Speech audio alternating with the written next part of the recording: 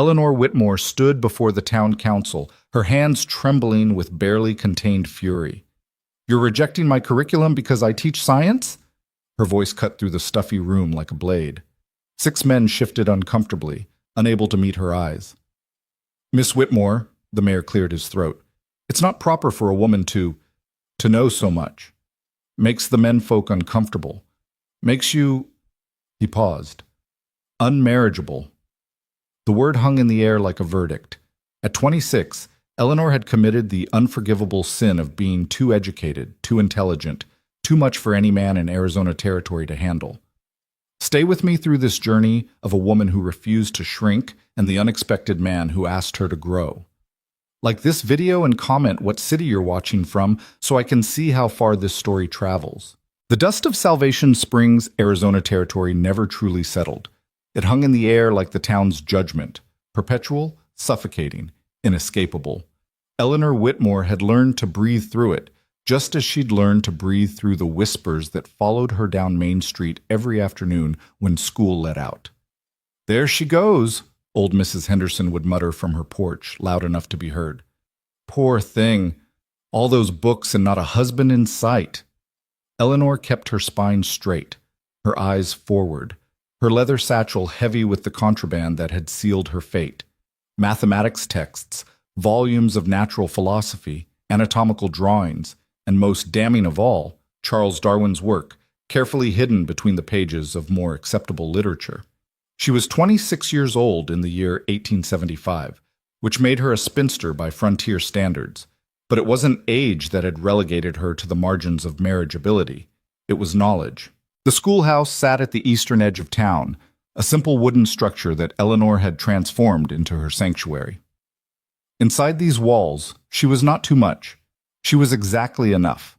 The children who filled the worn benches each morning didn't care that she could recite Latin declensions or explain the mathematics behind bridge construction. They simply wanted to learn, their minds open in ways their parents would never be again. "Miss Whitmore?" 8-year-old Samuel Tucker raised his hand, his freckled face scrunched in concentration. "If the earth is really round, like you said, why don't the people on the bottom fall off?" Eleanor smiled, setting down her chalk. This was the question she'd been waiting for, the one that would open doors in their young minds. "Excellent question, Samuel. Who here can help him reason through this?" Before anyone could answer, the schoolhouse door banged open. Eleanor's heart sank. She recognized the heavy footsteps, the particular quality of entitled anger that preceded Tobias Caldwell into any room.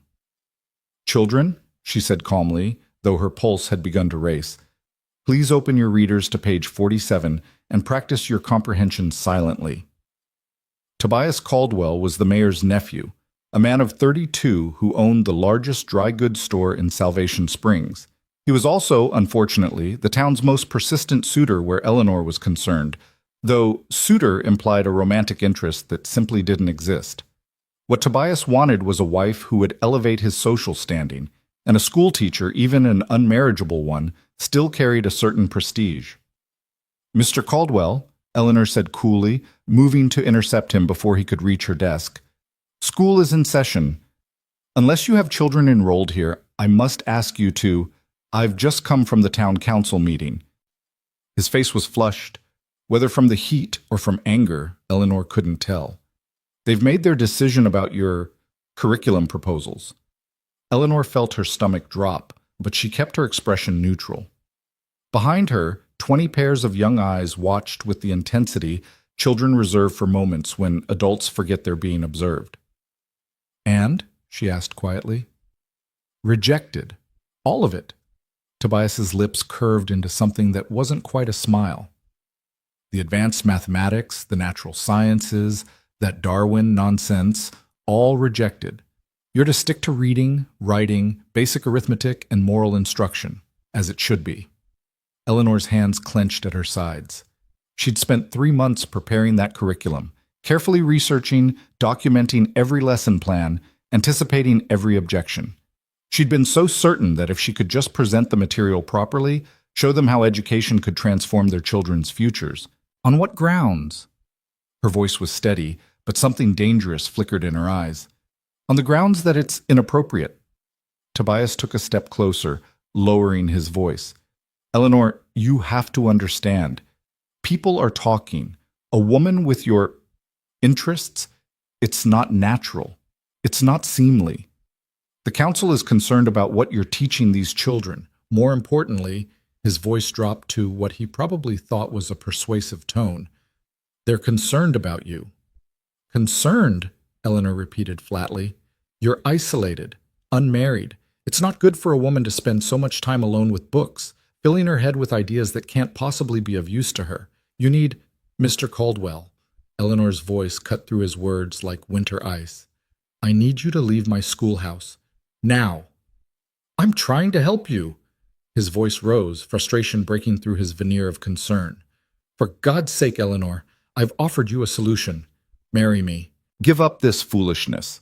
You could run the store's bookkeeping, manage the household, have a respectable position in this town. Instead, you insist on making yourself a pariah with all this. He gestured wildly at her desk where a geology text lay open beside her lesson plans. This unwomanly obsession with subjects that don't concern you. The schoolroom had gone silent. Even the dust motes seemed to hang suspended, waiting. Eleanor drew herself up to her full height, 5 feet and 6 inches of barely contained fury. When she spoke, her voice was quiet, precise, and absolutely unshakable. Mr. Caldwell, I would rather spend the rest of my life alone with my unwomanly obsessions than spend a single day married to a man who considers my mind an obstacle to be overcome. Now get out of my schoolhouse before I have you removed. Tobias's face went purple. You'll regret this. You think you're too good for this town, too smart for the people here, but you're just a dried-up spinster playing at being a scholar, and everyone knows it. You'll end up alone, Eleanor. Alone and forgotten, because no real man wants a woman who thinks she's smarter than he is. He turned and strode out, slamming the door behind him with enough force to rattle the windows. Eleanor stood perfectly still, her heart hammering, her hands shaking with suppressed rage and something deeper, a fear she rarely acknowledged, even to herself. Because what if he was right? Not about her unworthiness, but about the inevitable loneliness that seemed to be her destiny. Miss Whitmore? It was little Sarah Chen, one of her brightest students, whose parents ran the town's laundry. Are you all right? Eleanor turned, and 20 concerned faces looked back at her. These children, she reminded herself, were why she endured the whispers, the rejection, the casual cruelty of men like Tobias Caldwell. These children, with their curious minds and unlimited potential, were worth every sacrifice. I'm fine, Sarah. Thank you for asking. She managed to smile. Now then, Samuel asked an excellent question about gravity before we were interrupted. Who would like to help him explore that? The rest of the school day passed in a blur of lessons and recitations, but Eleanor's mind kept returning to the council's rejection. It wasn't just about the curriculum. It was about control, about keeping her in her place, about ensuring that the next generation of Salvation Springs children remained as narrow-minded and limited as their parents. When the final bell rang and the children scattered into the dusty afternoon, Eleanor sat at her desk and allowed herself a moment of despair. She pulled out the letter she'd received 3 weeks ago, the one she'd read so many times she'd nearly memorized it. Dear Miss Whitmore, the Boston Ladies Educational Society has reviewed your submission with great interest. Your paper on innovative teaching methodologies in frontier education demonstrates both scholarly rigor and practical application. We would be honored to publish your work in our quarterly journal and invite you to present at our annual symposium this October. Furthermore, we understand you may be seeking new opportunities. Several of our member institutions are actively recruiting qualified instructors for their academies. Should you be interested in relocating to Boston, we would be pleased to facilitate introductions. Boston, a city where women could attend lectures, visit libraries, engage in intellectual discourse without being labeled unmarriageable. A city where her education would be an asset, not a liability. But Boston was also 3,000 miles away from the children who needed her, from the desert landscape she'd come to love despite everything, from the life she'd built here, even if it was a lonely one. Eleanor was still holding the letter when she heard hoofbeats outside, followed by the creak of the schoolhouse door opening. We're closed for the day, she called out without looking up. assuming it was another parent come to complain about her teaching methods. "I can see that, ma'am. Just looking for a map if you've got one." The voice was unfamiliar, deep, with the slow drawl of someone who'd spent more time under open sky than under a roof. Eleanor looked up and found herself face to face with a man unlike any she'd encountered in Salvation Springs.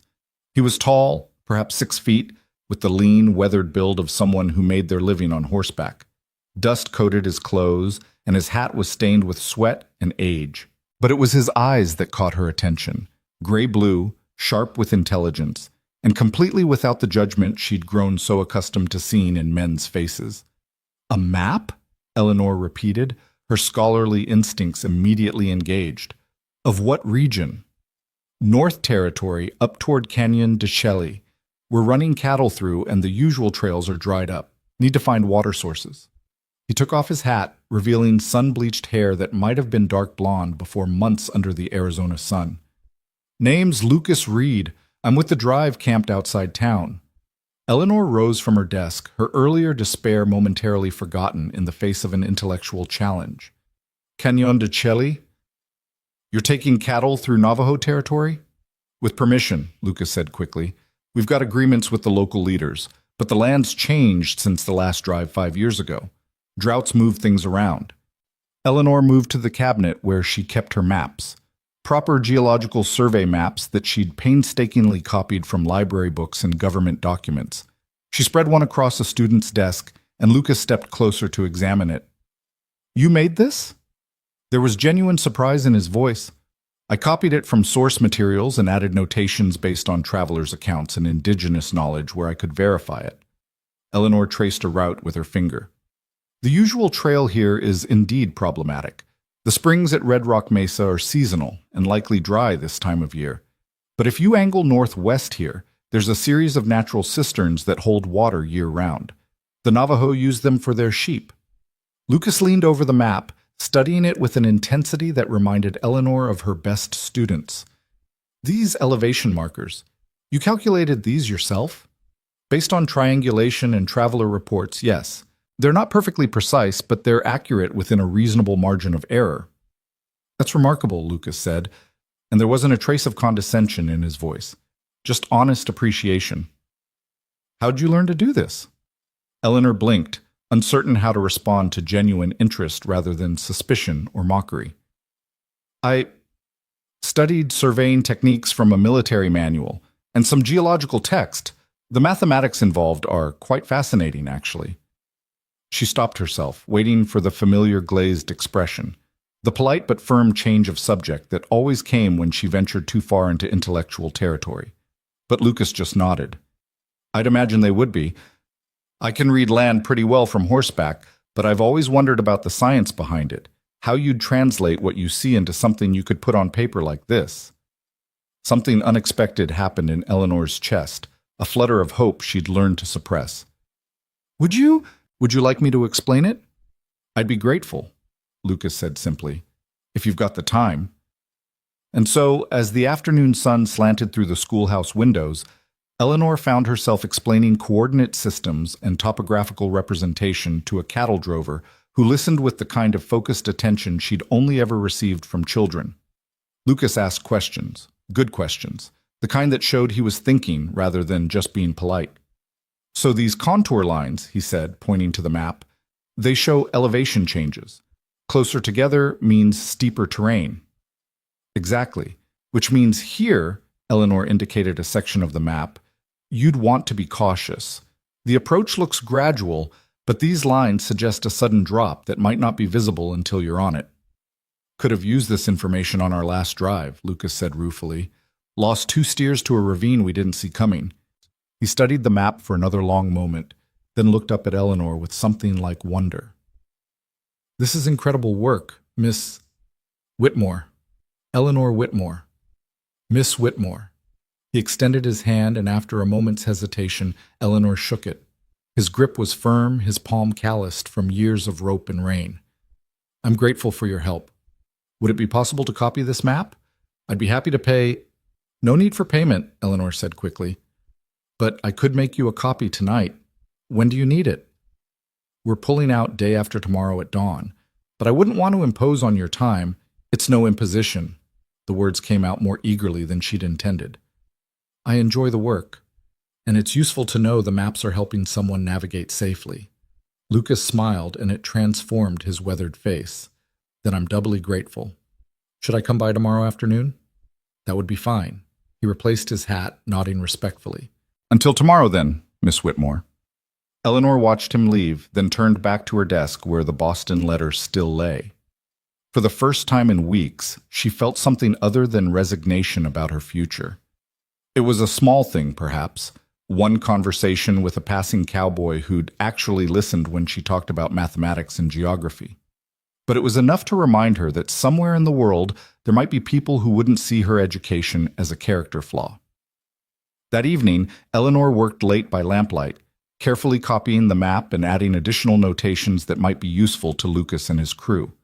She marked water sources, noted areas where the terrain might be treacherous for cattle, indicated spots where the Navajo had established seasonal camps in case the drovers needed assistance. As she worked, she thought about the day's events, Tobias's cruel words, the council's rejection, and then Lucas's unexpected interest in her knowledge. It was a strange counterpoint, a reminder that the world was larger than Salvation Springs, more varied than the narrow-minded men who ran this town. She was still working when she heard a knock at her door. Eleanor rose cautiously. It was nearly 9 o'clock, late for visitors in a town that rose with the sun. Who is it? It's Margaret Chen, Miss Whitmore. I hope I'm not disturbing you. Eleanor opened the door to find Sarah's mother standing on her porch, a covered basket in her hands. Margaret Chen was a small, sturdy woman who'd immigrated from Canton 10 years ago with her husband. They ran the town's laundry with quiet efficiency, enduring the casual racism of Salvation Springs with dignity that Eleanor deeply admired. Mrs. Chen, please come in. Is everything all right? Is Sarah? Sarah is fine, Margaret said, entering the small quarters Eleanor kept behind the schoolhouse. She came home today very upset about what happened with Mr. Caldwell. She made me promise to bring you these. She uncovered the basket, revealing still warm dumplings. She said you looked sad, and dumplings make sadness smaller. Eleanor felt her throat tighten. That's very kind. Please thank Sarah for me. Margaret set the basket down, but didn't immediately leave. Instead, she studied Eleanor with sharp, knowing eyes. My daughter learns more in your classroom than reading and arithmetic, Miss Whitmore. She learns that a woman can be intelligent, that knowledge is not a thing to be ashamed of, that being different does not mean being wrong. Mrs. Chen, in my country, I was educated, Margaret continued. My father believed daughters deserved learning same as sons. I could read, write, keep accounts. It is why my husband chose me as wife. He needed partner who could help build business in new country. But here, she gestured vaguely at the world beyond the schoolhouse walls. Here, people see only Chinese laundry women. They do not see the person who reads their newspapers after they discard them, who understands their politics and their economics better than they think. Eleanor nodded slowly. It's lonely, isn't it, being invisible to people who think they see you clearly? Very lonely, Margaret agreed, but also freeing. When people think you are less than you are, you can be more without them noticing. She moved toward the door, then paused. The council rejected your curriculum today, yes? Yes. But they cannot reject what you teach if they do not know you are teaching it. Margaret's eyes glinted with quiet rebellion.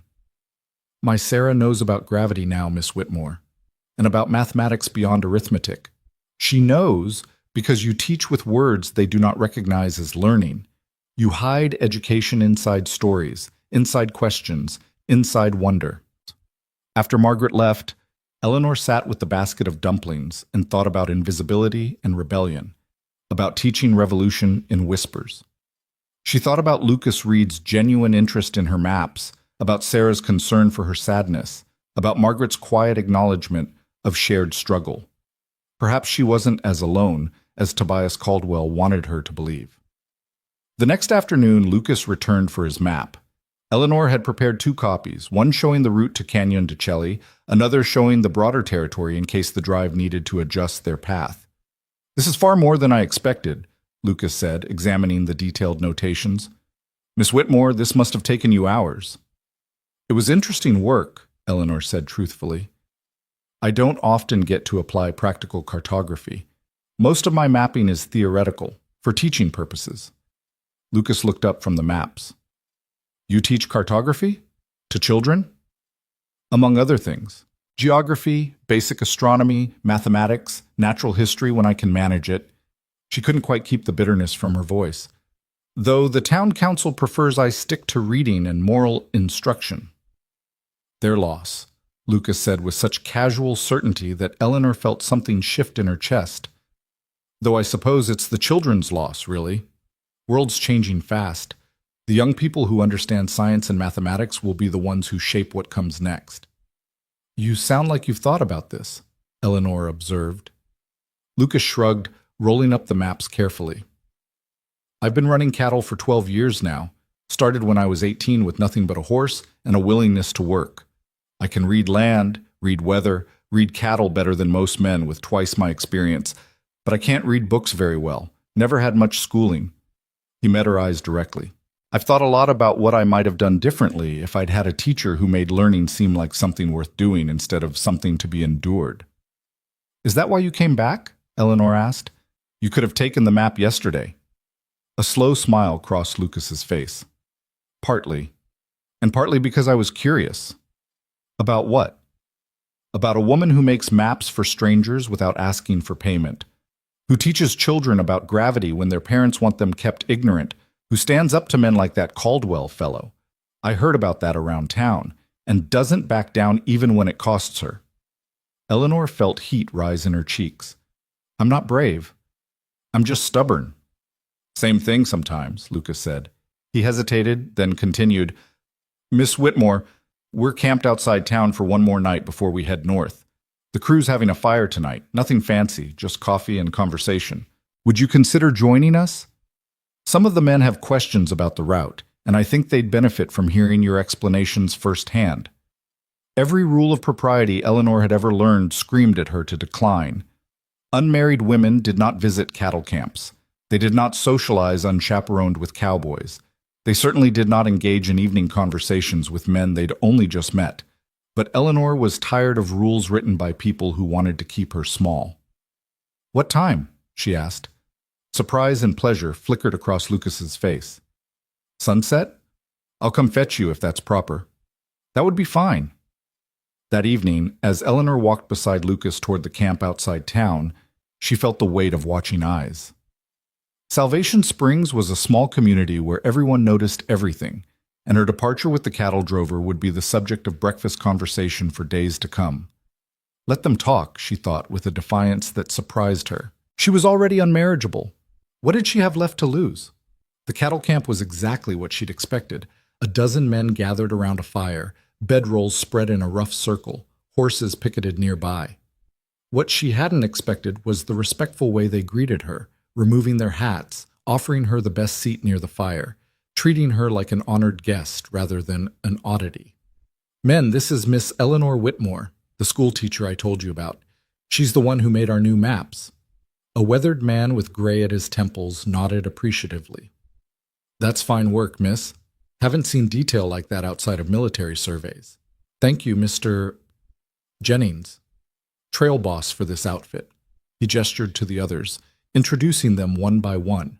Eleanor tried to memorize names and faces, noting the mix of ages and backgrounds, including 2 Mexican vaqueros and 1 black cowboy who introduced himself as Samuel Washington. Lucas says you can explain the science of finding water, Samuel said. That true? And just like that, Eleanor found herself teaching again. But this time her students were grown men who'd spent their lives reading the land through experience, and the exchange of knowledge flowed both ways. She explained groundwater tables and geological formations that indicated springs, and they shared practical wisdom about tracking game to water sources, reading vegetation patterns, interpreting weather signs.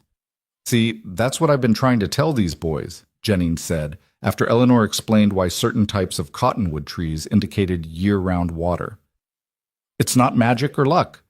There's reasons behind everything in nature, if you know how to look. My grandfather taught me to read land, one of the vaqueros said. But he learned from his grandfather. None of us knew the why of it, just the what. This, he gestured to Eleanor, this makes the old knowledge make sense. As the evening wore on and the fire burned down to coals, the conversation drifted from geography to stories of the trail, to questions about life in Salvation Springs, to Eleanor's careful explanations of why she loved teaching despite the town's resistance. Seems foolish to me, Samuel said, shaking his head. World needs smart people. Needs people who ask questions and figure things out. Why would anyone want less of that?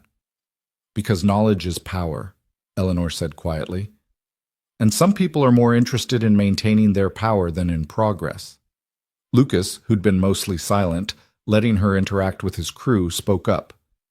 What will you do when the council restricts your teaching further? Because men like that don't stop at one victory. It was the question Eleanor had been avoiding. I don't know, she admitted. I received an offer from Boston, a teaching position at a girls' academy. Better pay, intellectual community, freedom to teach what I want. But, Lucas prompted gently, but the children here need education more than the privileged girls of Boston. And despite everything, I love this landscape, this territory, the possibility of what it could become. She stared into the fire. Leaving feels like surrender. Staying feels like slow suffocation. I don't know which choice is braver. Maybe there's a third choice, Jennings suggested. One you haven't seen yet. Eleanor smiled sadly. Perhaps, but I haven't found it. The evening ended with Lucas walking her back to the schoolhouse, both of them quiet under a sky brilliant with stars. Your men are remarkable, Eleanor said as they reached her door. They're good people, hard workers. Most of them have seen enough of the world to know that education and intelligence come in many forms, from many unexpected places. Lucas paused. Thank you for tonight, Miss Whitmore. It meant a lot to them, to all of us. It meant a lot to me as well, Eleanor said truthfully. It's rare that I get to share knowledge with people who genuinely want to learn. Lucas looked like he wanted to say something more, but instead he just touched the brim of his hat. We head out at dawn, but I hope, that is, if we come through again next season, I hope I might call on you. Continue these conversations. I'd like that, Eleanor said, and meant it more than she'd meant anything in a long time. She watched him walk back toward the camp, then entered her small quarters and lit a lamp. The Boston letter still lay on her desk, but now it was joined by her carefully drawn maps, by the memory of intelligent questions and respectful attention, by the possibility that somewhere beyond Salvation Springs there were people who would value her for exactly who she was. Eleanor didn't know what the future held, but for the first time in months, she felt something stirring inside her that wasn't despair or resignation. It was smaller than hope, too fragile to name yet, but it was enough to keep her moving forward. Dawn came too quickly. Eleanor woke to the sound of cattle lowing in the distance, the jingle of harnesses, the low calls of men preparing for the trail. She rose and dressed quietly, then stood at her window watching the dust rise as the herd began to move north. She told herself it was foolish to feel this sense of loss over a man she'd known for barely 2 days. Lucas Reed was a cattle drover, a man whose life was measured in miles and seasons, not in the fixed permanence of towns and teaching positions. Their paths had crossed briefly, meaningfully, and now they would diverge as such paths always did. Yet, as she prepared for the school day, Eleanor found herself moving through her morning routine with an odd awareness of absence, as though something that had briefly illuminated her small world had been extinguished, leaving the shadows deeper than before. The children arrived with their usual morning energy, and Eleanor pushed aside her melancholy to focus on the day's lessons. But she'd barely begun the morning recitations when the schoolhouse door opened and Tobias Caldwell entered, followed by his uncle, Mayor Henderson, and 2 other council members. Eleanor's students fell silent, sensing trouble with the instinct children have for adult discord. Mr. Mayor, Eleanor said evenly, though her heart had begun to race, to what do I owe this visit? Mayor Henderson had the grace to look uncomfortable. Miss Whitmore, we need to have a word with you, in private. Eleanor glanced at her students, then back at the mayor. I'm in the middle of lessons. Whatever you need to discuss can wait until... It cannot wait. Tobias's voice was sharp with triumph. Your behavior last night was completely inappropriate, and the council has decided immediate action is necessary. Ice flooded Eleanor's veins. Children, she said quietly, maintaining her composure, please take out your slates and practice your multiplication tables. I'll return shortly. She stepped outside with the 4 men, closing the door behind her. The morning sun was already hot, promising another scorching day. Now then, she said, crossing her arms, what is this about? You were seen leaving town yesterday evening with one of those cattle drovers, Council Member Roberts said, his jowly face flushed with indignation. Unchaperoned, you spent the evening at their camp in the company of a dozen men with no regard for propriety or your reputation. I was discussing geography and water sources, Eleanor said flatly. They had questions about the route north. I provided expertise. In the evening, Tobias interjected, alone with men you'd only just met. Eleanor, even you must see how this looks. The school teacher, who's supposed to be a moral example to the children, behaving like a— Careful, Eleanor said, her voice dropping to something dangerous. Very careful how you finish that sentence. Mayor Henderson held up his hands. Now let's all remain calm. Miss Whitmore, I'm sure you meant no harm, but you must understand that appearances matter in a town like this. Parents trust us, trust you with their children's education and moral development. When you engage in behavior that appears questionable, it reflects poorly on the school, on the council, on the entire community. I visited a cattle camp to discuss cartography with professional drovers, Eleanor said through gritted teeth. There was nothing immoral or improper about it. Every man there treated me with complete respect. The conversation was entirely professional and educational. That may be, Roberts said, but it doesn't change how it looks. Several prominent families have already expressed concern about your judgment. The Caldwells, the Hendersons, the families who are already looking for reasons to object to my teaching, Eleanor interrupted. The same families who rejected my curriculum proposals. This isn't about propriety. This is about control. This is about maintaining standards, Tobias snapped. Standards you seem determined to flout at every opportunity. You refuse to conduct yourself as a proper lady should. You insist on teaching subjects beyond your station. You reject suitable marriage proposals in favor of your books and your maps and your unwomanly pursuits.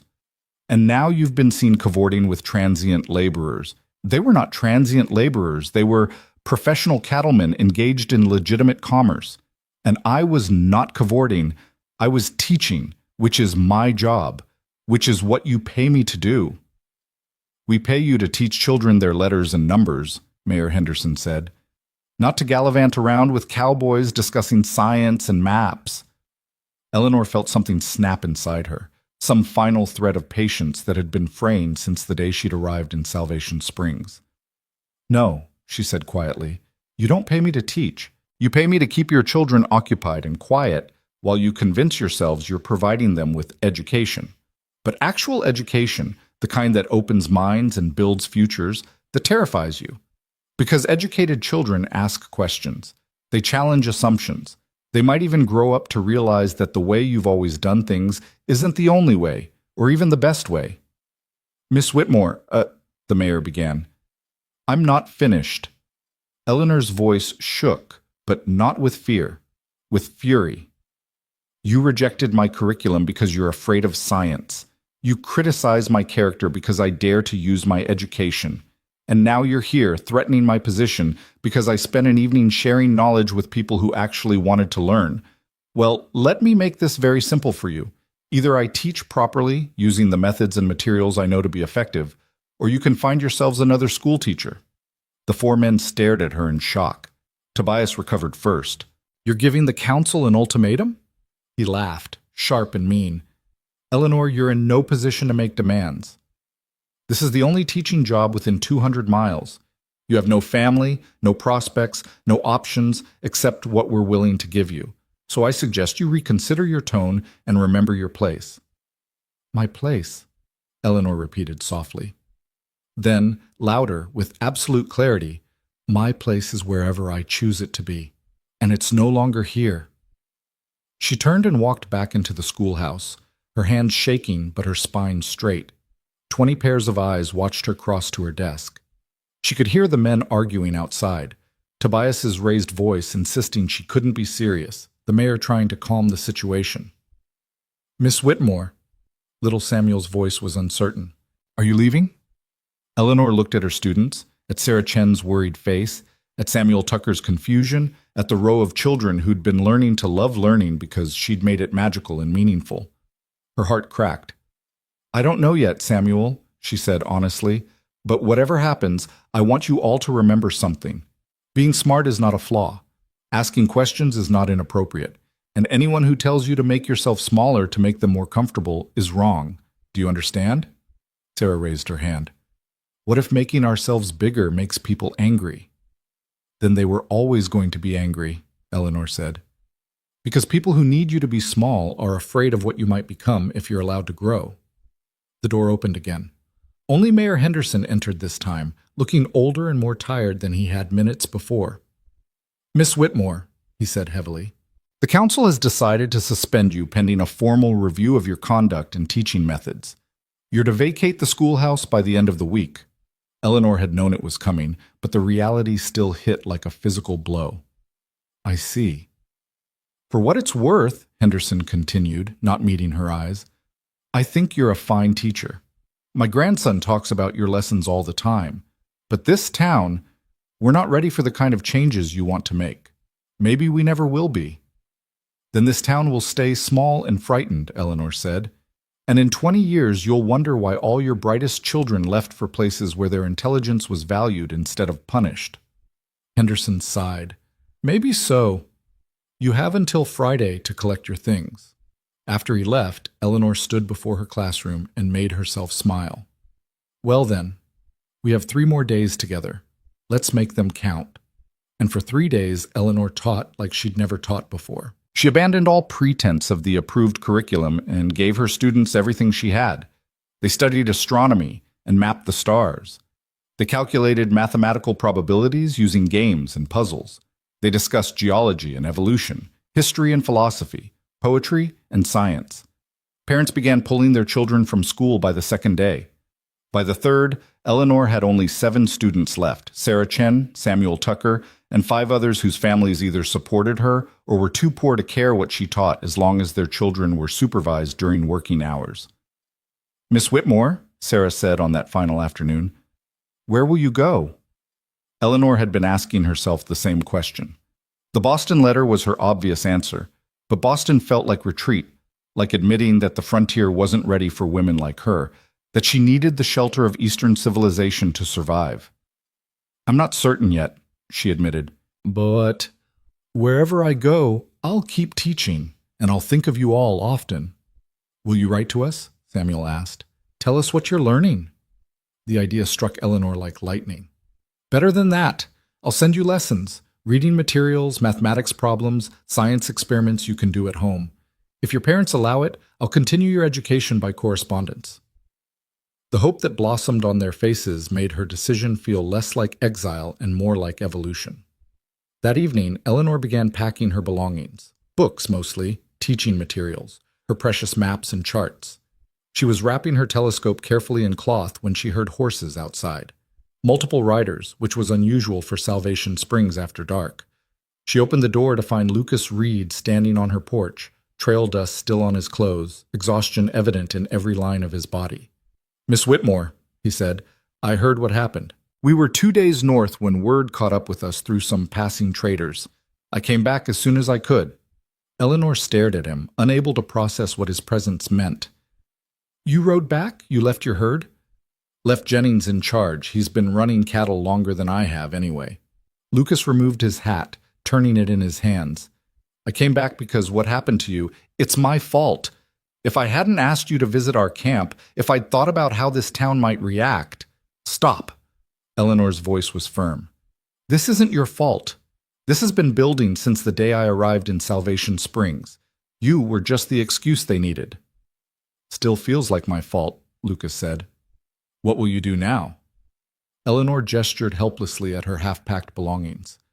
I have an offer from Boston, a teaching position at a girls' academy. It's the sensible choice. But, Lucas asked, hearing the hesitation in her voice.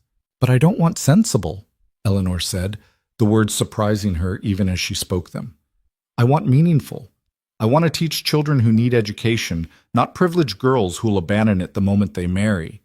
I want to be somewhere that's growing and changing, where knowledge can actually make a difference. Lucas was quiet for a long moment.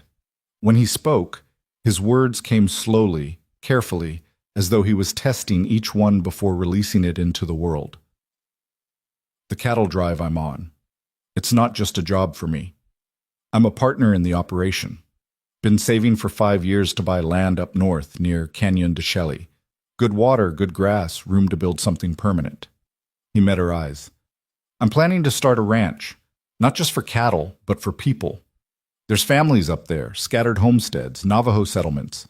Good people who need a lot of things, including a school. Eleanor's heart began to beat faster. Lucas, hear me out, he said quickly. I know we've only known each other a few days. I know this is sudden and probably crazy. But I've been thinking about this the whole ride north and the whole ride back. What if you came north with us? Not as my wife, he added hastily, color rising in his weathered cheeks. Unless you wanted that eventually, but as a teacher. A partner in building something new. I could provide land for a school, help with construction, make sure you had what you needed. You could teach anyone who wanted to learn, children, adults, doesn't matter. No counsel to answer to, no narrow-minded fools telling you what you can and cannot teach. Eleanor couldn't breathe. The offer was extraordinary, impossible, everything she'd ever wanted and nothing she'd ever imagined. You're offering me land and freedom in exchange for what? She asked. There has to be something you want from this arrangement. Lucas smiled, small and genuine. I want to learn. I want to know all the things you tried to teach me with those maps. I want to understand the science behind the world I live in. And I want to build something, a community, a place where intelligence is valued, where people help each other grow instead of holding each other back. He paused. And I'd be lying if I said I wasn't hoping that someday, if you came to care for me the way I'm beginning to care for you, we might build something more personal too. But that would be your choice, in your time. No pressure, no expectations. Eleanor turned away, pressing her hands to her face. It was too much, too fast. She barely knew this man. The idea of leaving everything, traveling into unsettled territory, starting a school with no resources and no guarantees, it was madness. It was also the most exciting possibility she'd ever been offered. I need time to think, she said finally. Of course. Lucas backed toward the door. I'm staying at the boarding house tonight. We head north again tomorrow afternoon. If you decide to come, I'll be honored to have you. If you decide Boston is the wiser choice, I'll understand that too. After he left, Eleanor sat among her packed belongings and tried to think rationally. Boston meant security, respectability, a guaranteed position. Lucas's offer meant uncertainty, hardship, the very real possibility of failure. But Boston also meant teaching girls who didn't need her, living in someone else's established world, following someone else's rules. Lucas's offer meant creating something new, teaching people who desperately needed education, building a life on her own terms. She pulled out paper and pen, making 2 lists. Reasons to go to Boston. Reasons to go north. The Boston list was longer, more logical, filled with practical considerations. The northern list had only 3 items: freedom, purpose, possibility. Eleanor stared at those 3 words for a long time. She was still staring at them when Sarah Chen appeared at her window, tapping softly on the glass. Eleanor let her in, surprised to see the girl out so late. My mother sent me, Sarah said, slightly breathless from running. She heard about the cowboy's offer. Half the town heard. He asked about you at the boarding house, and Mrs. Patterson listened through the wall and told everyone at the general store. Eleanor groaned. Of course the whole town knew. Privacy was a fantasy in Salvation Springs. My mother wanted me to tell you something, Sarah continued.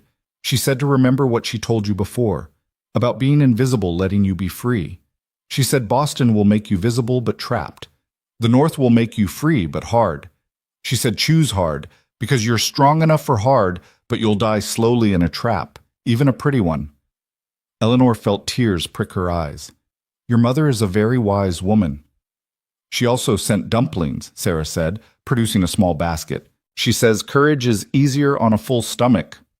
After Sarah left, Eleanor ate the dumplings slowly, thinking about Margaret Chen's quiet wisdom, about the difference between visibility and freedom, about pretty traps and hard possibilities.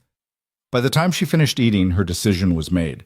She found Lucas at the boarding house just after dawn, already preparing his horse for the ride north. "I'll need 3 days to settle my affairs here," she said without preamble. "And I'll want a written agreement about the school, land rights, building materials, autonomy over curriculum. I'll also need assurance that if this arrangement doesn't work, I'll have resources to relocate independently." Lucas's face broke into a smile that rivaled the sunrise. "Done. All of it. I'll have Jennings draw up papers. He's better with legal language than I am. And I'm not making any promises about marriage," Eleanor continued. "If that develops, it develops naturally. I won't be pressed or persuaded." "Understood completely. And I want to learn to ride properly. If I'm going to live in cattle country, I should know how to handle a horse." "I'll teach you everything I know," Lucas said. "Just like you'll teach me everything you know. Fair trade." Eleanor extended her hand. "Partners, then." Lucas shook it solemnly. "Partners." The next 3 days passed in a blur of activity. Eleanor sold her furniture to the boarding house, packed her books and teaching materials into trunks, and wrote letters to her students explaining where she was going and promising to send lessons. She donated her telescope to Samuel Tucker's family, knowing his curiosity would put it to good use. The town's reaction to her departure was mixed. Some people, mostly the council members and their allies, were smugly satisfied to see her go. Others, like Margaret Chen and a handful of other families, were quietly supportive, wishing her well and thanking her for what she'd taught their children. Tobias Caldwell cornered her on her second-to-last day, his face mottled with anger and something that might have been genuine hurt. "You're really doing this," he said, "throwing away respectability to run off with some drifter you barely know." "I'm accepting a business partnership that will allow me to continue my work without interference," Eleanor corrected. "There's a difference." "He'll use you," Tobias insisted. "Men like that always do. He'll work you like a mule building his ranch, and the moment you're no longer useful, he'll discard you. Then where will you be? Too old, too worn down, too far from civilization to matter to anyone." Eleanor looked at him, really looked at him, and saw not the pompous, controlling man who'd made her life difficult, but someone genuinely limited by his own narrow worldview. "Tobias," she said gently, "I hope someday you meet a woman whose smallness makes you feel large, because that's clearly what you need. But I am not that woman. I will never be that woman, and I'd rather risk being used and discarded than live a safe, small life where my greatest accomplishment is being appropriately quiet." On her final evening in Salvation Springs, Eleanor stood in the empty schoolhouse one last time. The building felt hollow without the children's energy, without books on the shelves and maps on the walls. But it also felt lighter, as though her departure had released it from the weight of unfulfilled potential. "Goodbye," she whispered to the empty room.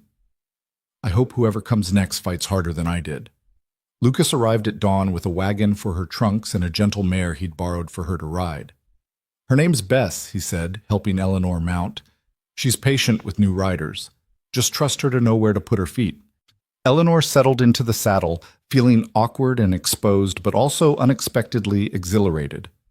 From horseback, the world looked different, bigger, more open, full of possibility. As they rode out of Salvation Springs, Eleanor didn't look back. She kept her eyes forward, on the mountains in the distance, on the trail that would lead her to Canyon de Chelly and whatever future waited there. Lucas rode beside her, comfortable in his silence, asking nothing of her except her presence. They'd been riding for perhaps an hour when he finally spoke. "You could still change your mind. I could take you to the stage station instead. Get you on a coach to Boston." Eleanor considered the offer, testing her certainty one final time. But the truth was, she felt more sure of this decision than she had of anything in years. "No," she said. "I made my choice. I'm going north." "Why?" Lucas asked. "Not that I'm complaining, but I'm curious what tipped the scales." Eleanor thought about Margaret Chen's wisdom, about Sarah's worried face, about 3 days of teaching without restrictions and remembering what education could be when it wasn't strangled by fear. Because in Boston, I'd be safe but unnecessary, she said finally. I'd teach girls who have a dozen other options for education. But up north, if you're right about the scattered homesteads and families who need a school, there, I'd be necessary, needed, and I'd rather be needed doing hard work than decorative doing easy work. Lucas nodded slowly. That's a good reason. He paused. For what it's worth, I think you're remarkable. I've met a lot of people in my life, Miss Whitmore, but I've never met anyone quite like you. You see the world as it could be instead of just accepting it as it is. That's rare. That's valuable. Eleanor felt warmth spread through her chest. Call me Eleanor. If we're going to be partners, we should probably use first names. Eleanor, Lucas tested the name, smiling. I like how that sounds. They rode on through the morning, the landscape opening up around them as they left the settlement behind. The desert was harsh and beautiful, unforgiving and magnificent. Eleanor had always loved it from the safety of town, but experiencing it directly, feeling the heat, tasting the dust, seeing the vast emptiness broken by sudden, startling life, was entirely different. Tell me about where we're going, she said. Not just the geography, the people, the community you want to build. And Lucas, who'd spent so many years keeping his dreams to himself, began to talk. He spoke about the land near Canyon de Chelly, about the families already homesteading there, about the Navajo communities and the possibility of peaceful coexistence. He talked about his vision for a ranch that was more than just a cattle operation, a place where people could gather, trade, learn, grow together. I've seen too many settlements fail because everyone only looks after themselves, he said. But I've also seen small communities thrive when people help each other, when they pool knowledge and resources. That's what I want to build. Not just a ranch. A real community. Eleanor listened, her mind already racing with possibilities. A school that taught both Anglo and Navajo children. Adult education for homesteaders who'd never had the opportunity to learn. Perhaps even a library, small at first but growing over time.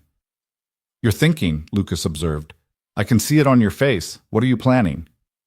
Everything, Eleanor admitted. I'm planning everything. Lucas laughed, warm and genuine. Good. I was hoping you would.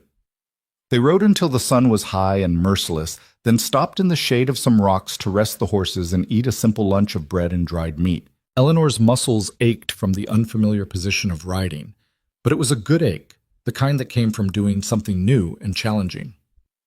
How long until we reach the herd? She asked. 2 more days if we keep a steady pace. Jennings will have them moving slow, grazing as they go. We should catch up around sunset the day after tomorrow. Lucas looked at her with concern. How are you holding up? We can stop more often if you need to. I'm fine, Eleanor said, and was surprised to find it was true. She was sore and tired and slightly sunburned, but she was also more alive than she'd felt in months, years, maybe.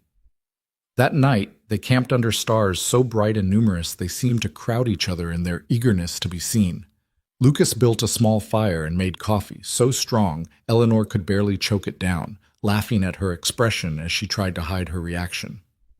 That bad? He asked, grinning.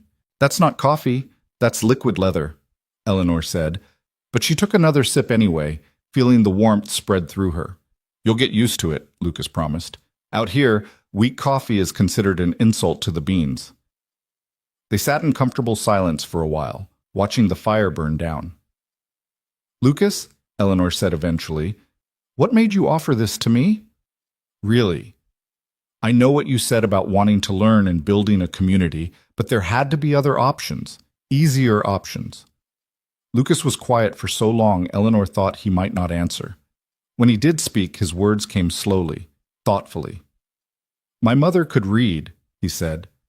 Not well, but enough to get through a newspaper, write a letter. She taught herself mostly because her family thought education for girls was wasteful. She used to tell me that the saddest thing in the world was a bright mind trapped in a life too small for it. He poked at the fire with a stick. She died when I was 15, childbirth. But before she did, she made me promise something. She said, Lucas, when you're grown and making your own way, don't you ever dim someone else's light to make yourself feel brighter.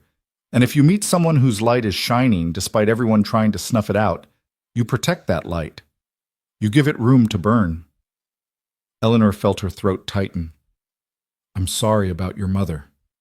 So am I. Lucas looked up at her. But when I walked into that schoolhouse and saw you teaching those children, explaining things with so much passion and intelligence, and then I heard how this town was treating you, trying to dim your light because it made them uncomfortable. I don't know. I heard my mother's voice, and I thought, maybe this is what she meant. Maybe protecting your light and building my community could be the same thing. That's... Eleanor searched for words. That's the kindest thing anyone's ever done for me. Then people haven't been kind enough to you, Lucas said simply. Eleanor studied him across the fire, this unexpected man who'd ridden back 2 days to offer her freedom, who spoke of his mother's wisdom and light that shouldn't be dimmed. She barely knew him, but what she did know suggested a depth of character she'd rarely encountered. Teach me something, Lucas said suddenly. We have time before sleep. Teach me something I don't know. So Eleanor taught him about the stars, not just their names and positions, but the stories humans had told about them across cultures, the mathematics of their movements, the physics of their light reaching across impossible distances to illuminate their small campfire in the Arizona desert. And Lucas listened with the same focused attention he'd given to her map explanations, asking questions that showed he was thinking, connecting ideas, building understanding. When Eleanor finally lay down to sleep on her bedroll, the stars still brilliant overhead, she realized something that both terrified and thrilled her. She was happy. Genuinely, completely happy in a way she hadn't been since childhood. Not because her circumstances were perfect, they were actually quite uncertain, but because for the first time in her adult life, she was moving towards something instead of fighting against everything. Tomorrow they would ride further into unknown territory. The day after, they would reach the herd and the beginning of whatever life awaited her in the north. It was uncertain, it was risky, it was possibly foolish, but it was hers. Chosen freely, embraced fully, and that made all the difference. They reached the herd late on the second day, just as Lucas had predicted. Eleanor saw the dust cloud first, then heard the lowing of cattle, and finally spotted the campfires where the crew had settled for the night. As they rode closer, men looked up from their evening tasks, and Eleanor saw surprise register on their faces. Jennings was the first to approach, his weathered face breaking into a grin. Well, I'll be damned. You actually came back with her. Language, Jennings, Lucas said mildly, dismounting. We've got a lady present. A lady who's heard worse, I assure you, Eleanor said, accepting Lucas's help to dismount. Her legs nearly buckled when her feet hit the ground, muscles screaming from 2 days of unfamiliar riding. Lucas steadied her with a hand on her elbow. First long ride's always the hardest. You did well. Samuel Washington approached, removing his hat. Miss Whitmore, good to see you again. Sorry about what happened in that town. Thank you, Samuel. Though I'm beginning to think it was a blessing in disguise. That's a generous way to look at getting railroaded out of your job, one of the vaqueros said, but his tone was sympathetic rather than mocking.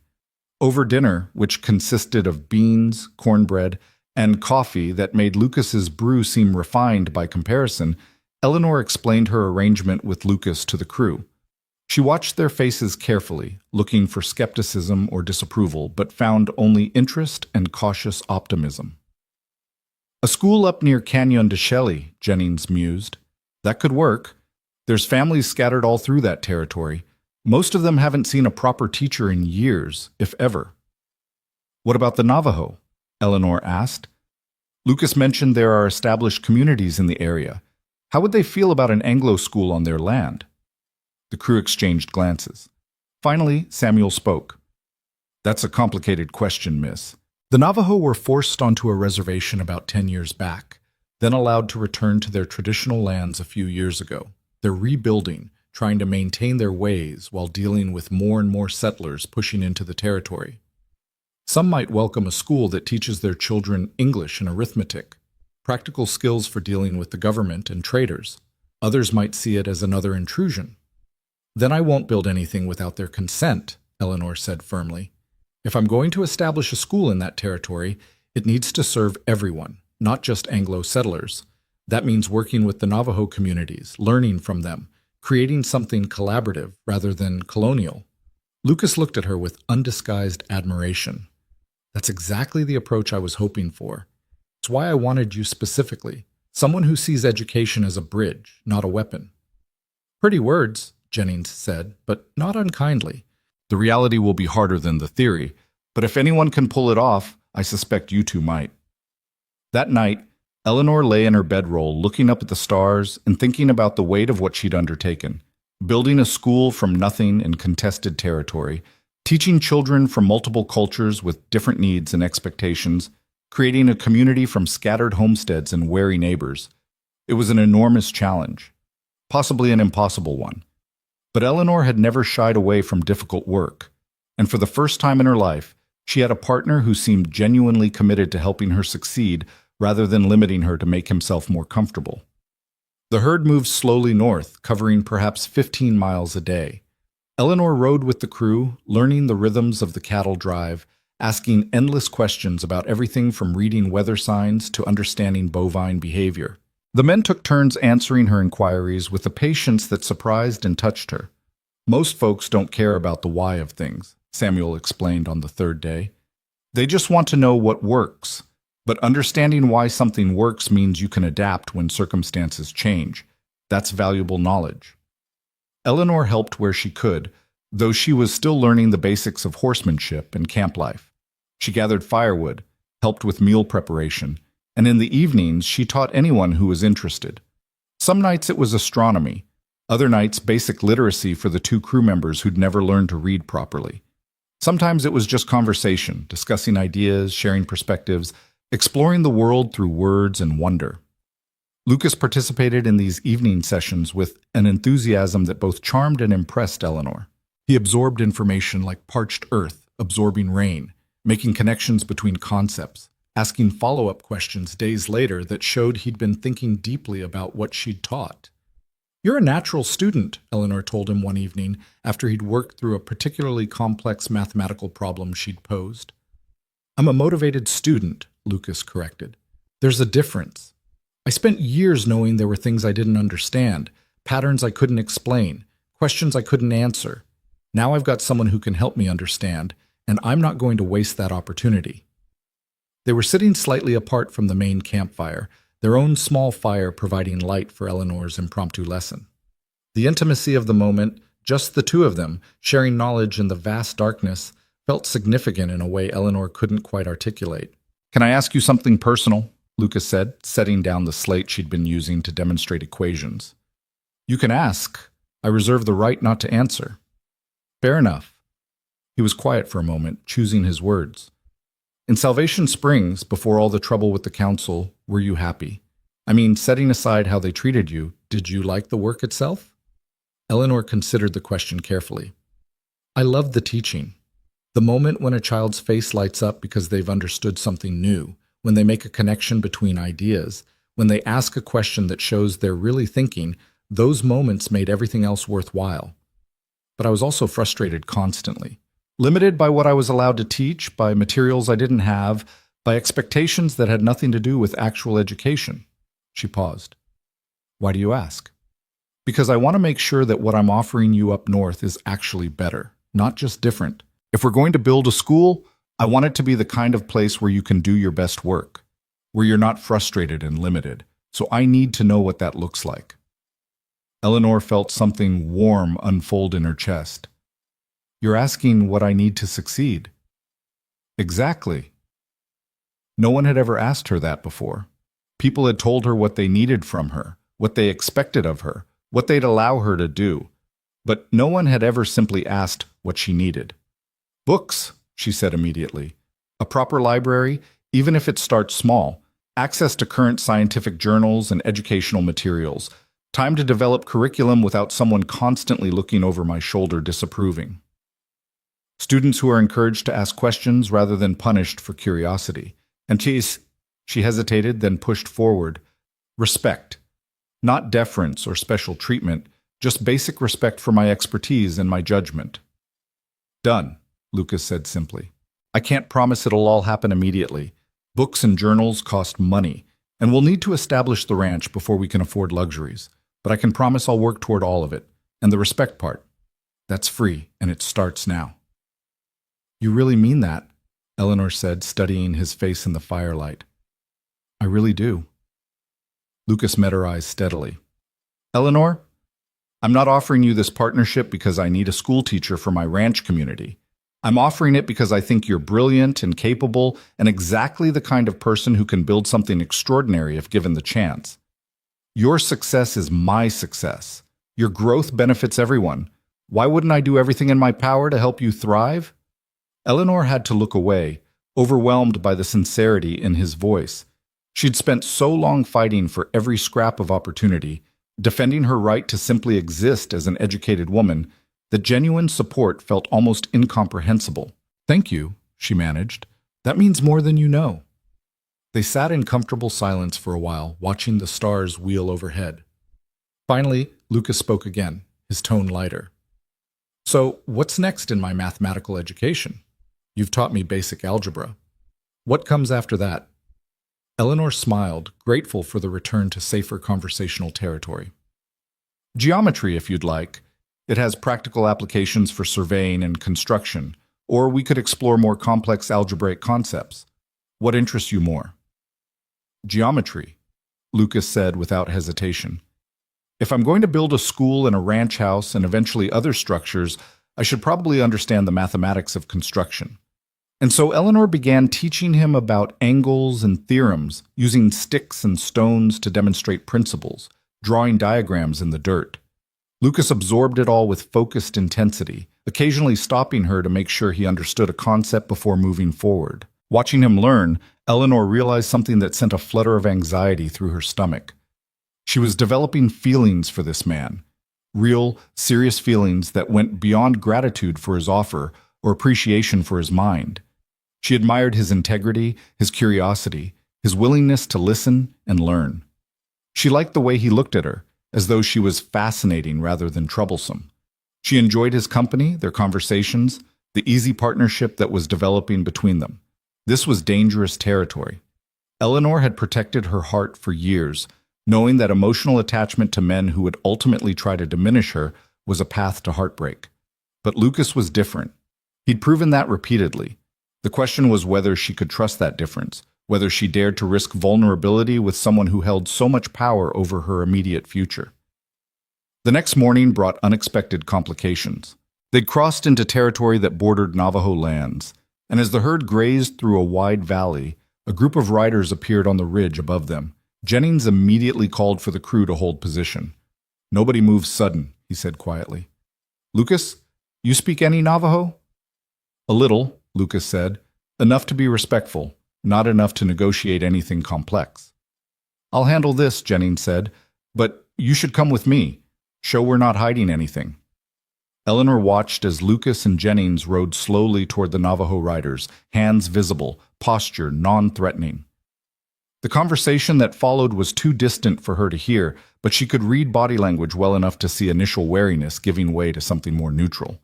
After nearly 20 minutes, Lucas and Jennings returned.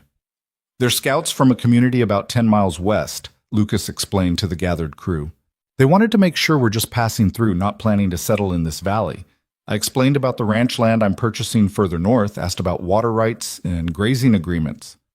And, Samuel prompted, and they said we should talk to their headman before we start building anything permanent, which is exactly what I was planning to do anyway. Lucas looked at Eleanor. I also mentioned the school idea. One of the scouts has children. He seemed interested but cautious. As he should be, Eleanor said. I imagine Anglo schools haven't always served Navajo interests very well. That's putting it mildly, Jennings said. Government's been trying to force assimilation for years, taking children away to boarding schools where they're punished for speaking their own language, practicing their own customs. Can't blame folks for being suspicious of any school run by outsiders. Eleanor felt her determination solidify. Then we'll build something different. A school that respects Navajo culture while teaching practical skills. A place where children can be bilingual, bicultural, equipped to navigate both worlds without having to abandon either. The men looked at her with varying degrees of skepticism and hope. That's a fine ideal, Jennings said. Pulling it off will be the trick.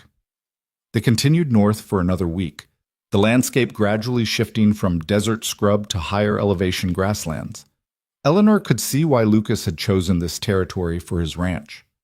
There was water from seasonal streams and natural springs, good grazing, and enough elevation to provide relief from the worst summer heat. One evening, as they sat together after another geometry lesson, Eleanor brought up something that had been troubling her. "Lucas, you keep talking about this school and this community as though they're certainties, but we haven't actually secured permission from the Navajo leaders. We haven't finalized land purchases. We haven't even confirmed that families in the area want a school. What if none of this works out?" Lucas was quiet for a moment. "Then we'll adapt, find a different approach. Maybe the school needs to be mobile at first, traveling between homesteads. Maybe it needs to be part of something else, a trading post or a community center. Maybe we need to spend a year just building relationships before we build any structures." He looked at her seriously. "Eleanor, I'm not offering you a guarantee that everything will go according to plan. I'm offering you a partnership in figuring things out when they don't. Does that make sense?" "It makes sense," Eleanor said slowly. "But it's also terrifying. I'm used to having some structure, some certainty about my role and responsibilities. And how is that working for you in Salvation Springs?" The question was gentle but pointed. Eleanor laughed ruefully. "Fair point." "Look," Lucas said, "I understand being scared of uncertainty, but I think you're stronger and more adaptable than you give yourself credit for. You left everything familiar to ride into unknown territory with a man you barely know, based on nothing but possibility and hope. That takes tremendous courage." "Or tremendous foolishness," Eleanor said. "Sometimes they're the same thing," Lucas replied. "And sometimes you don't know which one it was until years later, when you can look back and see how it all turned out." The next afternoon, they finally reached the land Lucas had purchased. It was a beautiful sight, a broad meadow flanked by low hills, with a creek running through the eastern section and a stand of cottonwoods providing shade. Eleanor could already envision a schoolhouse under those trees, a ranch house on the slight rise overlooking the meadow, perhaps eventually other structures as the community grew. "What do you think?" Lucas asked, watching her face anxiously. "It's perfect," Eleanor said honestly. "Or it will be, once we build everything we're imagining." That night, Lucas called a meeting with the entire crew. "Jennings and I have been discussing timing," he said. "The original plan was to deliver the herd to the buyers up in Colorado, then return here to start building. But that's another month of travel, minimum. Miss Whitmore needs shelter before winter, and we need to establish contact with the Navajo communities and local homesteaders as soon as possible." "So what are you proposing?" Samuel asked. "I'm proposing I stay here with Miss Whitmore and 2 volunteers to start construction. Jennings takes the rest of the crew and the herd to Colorado, completes the delivery, and returns with supplies and whatever additional help he can hire. It means splitting our resources and manpower, but I think it's the best approach given our timeline." The crew exchanged glances. Finally, Jennings spoke. "It's risky. 3 people trying to build in unfamiliar territory, surrounded by folks who might not appreciate newcomers. But I see the logic." He looked around at the other men. "Who's willing to stay?" Samuel volunteered immediately. "I've done construction work before, and I'd like to see the school idea become real." One of the vaqueros, a quiet man named Miguel, raised his hand. "I can stay. My family homesteaded in Sonora. I know about building from nothing." And so it was decided. The next morning, Jennings and the rest of the crew prepared to move the herd north to Colorado. There were handshakes and well wishes, promises to return within 6 weeks with supplies and news. Eleanor watched them ride away with a mixture of excitement and trepidation. She was now truly committed to this venture, with no easy way to retreat if things went wrong. Lucas seemed to read her thoughts. Having second thoughts? "Third and fourth thoughts, actually," Eleanor admitted. "But I'm still here. That's all I ask. One day at a time, one decision at a time." He turned to Samuel and Miguel. "All right, gentlemen, let's build a school." The first week was brutally hard work. They started with a simple dugout structure carved into the hillside, temporary shelter that would protect them from weather while they worked on more permanent buildings. Eleanor had never done physical labor like this before, and her hands blistered, her back ached, and she fell into exhausted sleep each night wondering if she'd been insane to think she could handle frontier life. but she also felt a fierce pride in what they were creating. Every stone they moved, every beam they raised, brought her school closer to reality. Lucas taught her as they worked, explaining construction principles, showing her how to judge if wood was sound, demonstrating how to use tools properly. It reminded Eleanor of their early conversations about maps and geography, the same patient teaching, the same assumption that she could and would learn. On the 8th day, they had visitors. A family from a homestead 5 miles east had seen their campfire smoke and come to investigate. Frank and Martha Reynolds had 3 children and a small farm they were trying to coax from the stubborn soil. "A school?" Martha said, her tired face lighting up. "A real school? Our children haven't had proper lessons in over 2 years." "It won't be ready for a few weeks yet," Eleanor cautioned, "and I'll need to assess what grade levels and subjects." "I don't care if you teach them under a tree," Martha interrupted. "The fact that you're here, that you're willing to teach at all, that's more than we've had." Frank was more cautious. "What are you charging for tuition?" Eleanor and Lucas exchanged glances. They hadn't actually discussed this aspect. "Nothing for the first year," Lucas said firmly. "After that, we'll figure out something fair based on what families can afford. Could be money, could be goods, could be labor.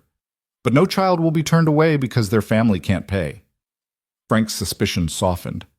"That's generous. Why?" "Because educated children become educated adults who build better communities," Eleanor said. "That benefits everyone, including me.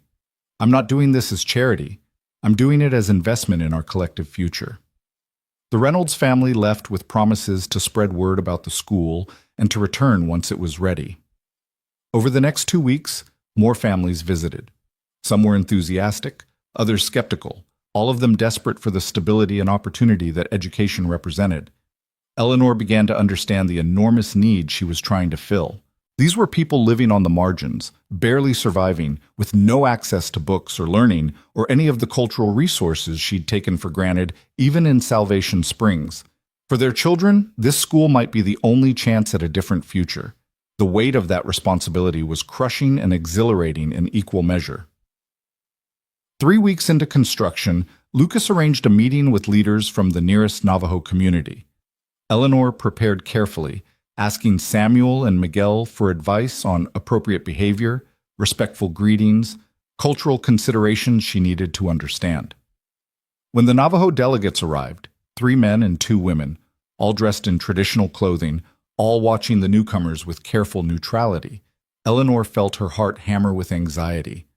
This moment would determine whether her school could truly serve everyone, or would be just another Anglo institution ignoring indigenous needs. Lucas handled the initial greetings in halting Navajo, then switched to English with one of the delegates serving as translator. He explained their purpose, establishing a ranch and a school, seeking permission to build on land that bordered traditional Navajo territory, offering education to any families who wanted it. One of the Navajo women, who introduced herself as Ayasha, spoke at length in Navajo. The translator conveyed her words carefully. She says Anglo schools have not been good for Navajo children. They teach that our ways are wrong, that our language is shameful, that we must abandon our culture to be acceptable. Why would this school be different? Eleanor took a deep breath and stepped forward. "May I speak directly?" Ayasha nodded, her dark eyes assessing Eleanor with an intensity that felt like being measured for worthiness. "I can't promise I'll do everything right," Eleanor said honestly. "I'm an outsider to your culture. I'll make mistakes, but I can promise that I'll listen, I'll learn, and I'll never ask children to abandon their heritage to gain knowledge. I believe education should add to who you are, not replace it." She paused, gathering courage. "I'd also like to learn from you, about your language, your history, your knowledge of this land. If we're going to share this territory, we should learn from each other, not just in one direction." The translator conveyed her words. Ayasha responded, and this time there was something less guarded in her expression. "She says you speak well, but words are easy. Actions will show truth." The translator paused. She asks, "Will you teach Navajo children and Anglo children together, as equals?" "Yes," Eleanor said without hesitation. "Absolutely yes." Will you punish Navajo children for speaking their language? Never. In fact, I'd like to learn Navajo myself if someone would be willing to teach me.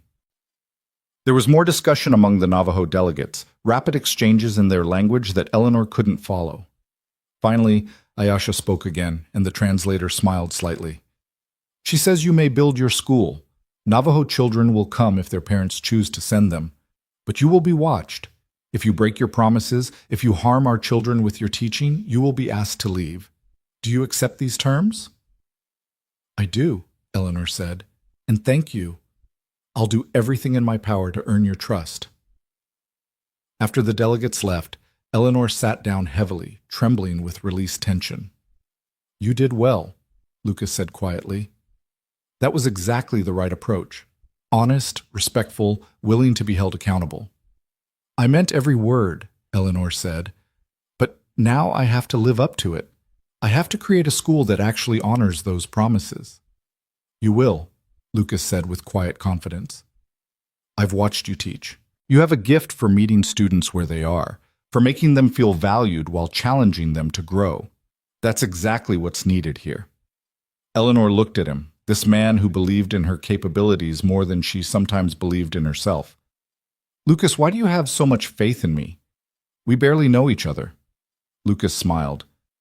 I know enough. I know you're brilliant and dedicated and brave enough to risk everything for what you believe in. That's more than enough to build on.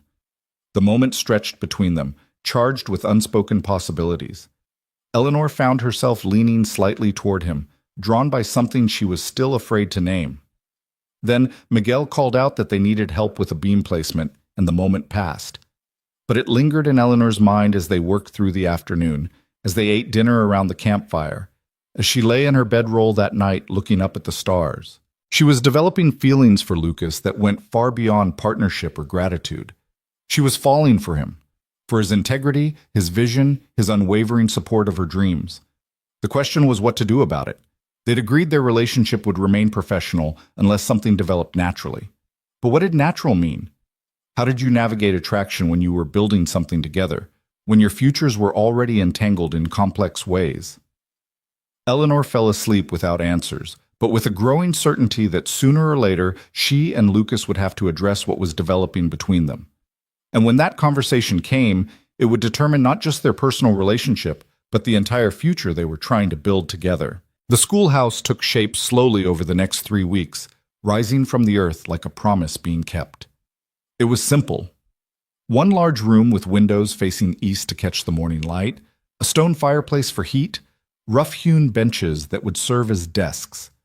But to Eleanor, it was the most beautiful building she'd ever seen, because every board and nail represented possibility unfettered by small-minded restrictions. She was hammering wooden pegs into the bench frames when a rider approached at full gallop. Lucas looked up from the roof beam he was securing, his hand moving instinctively toward the rifle leaning against the wall. But it was just a boy, maybe 14, on a lathered horse.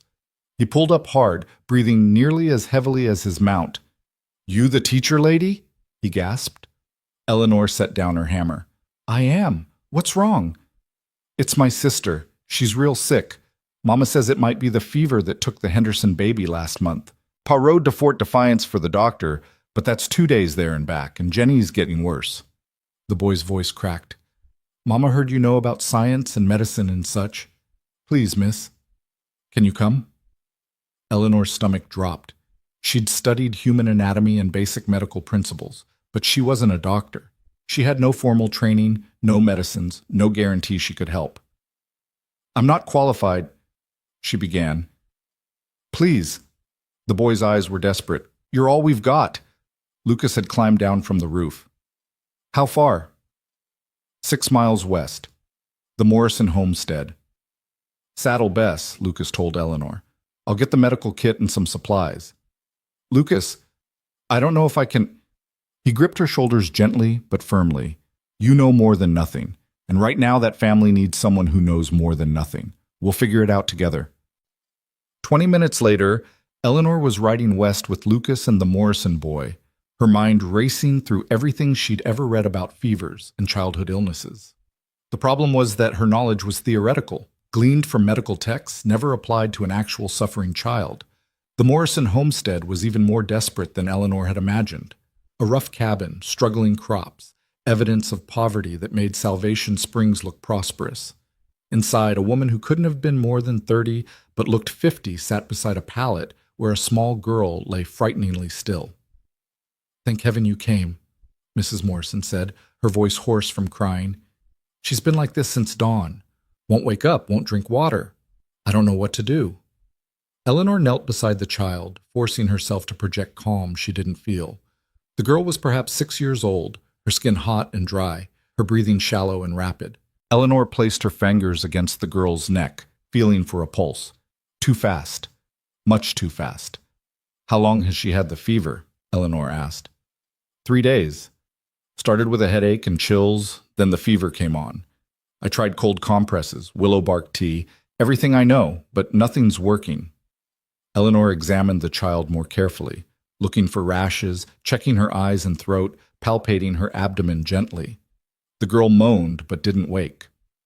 "Lucas, I need cool water, clean cloths, and any willow bark or feverfew we have in the supplies." Eleanor tried to remember everything she'd read about managing high fevers. "Mrs. Morrison, has she had any seizures? Any bleeding from the nose or ears?" "No, nothing like that, just the fever getting higher and higher." Eleanor's mind raced through possibilities. The lack of rash ruled out some contagions.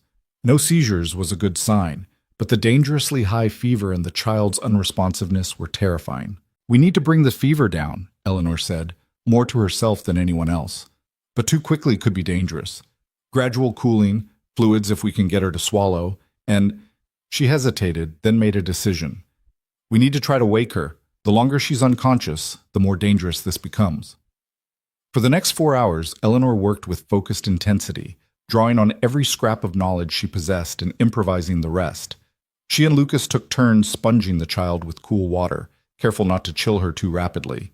They managed to get small amounts of willow bark tea into her mouth, drop by drop.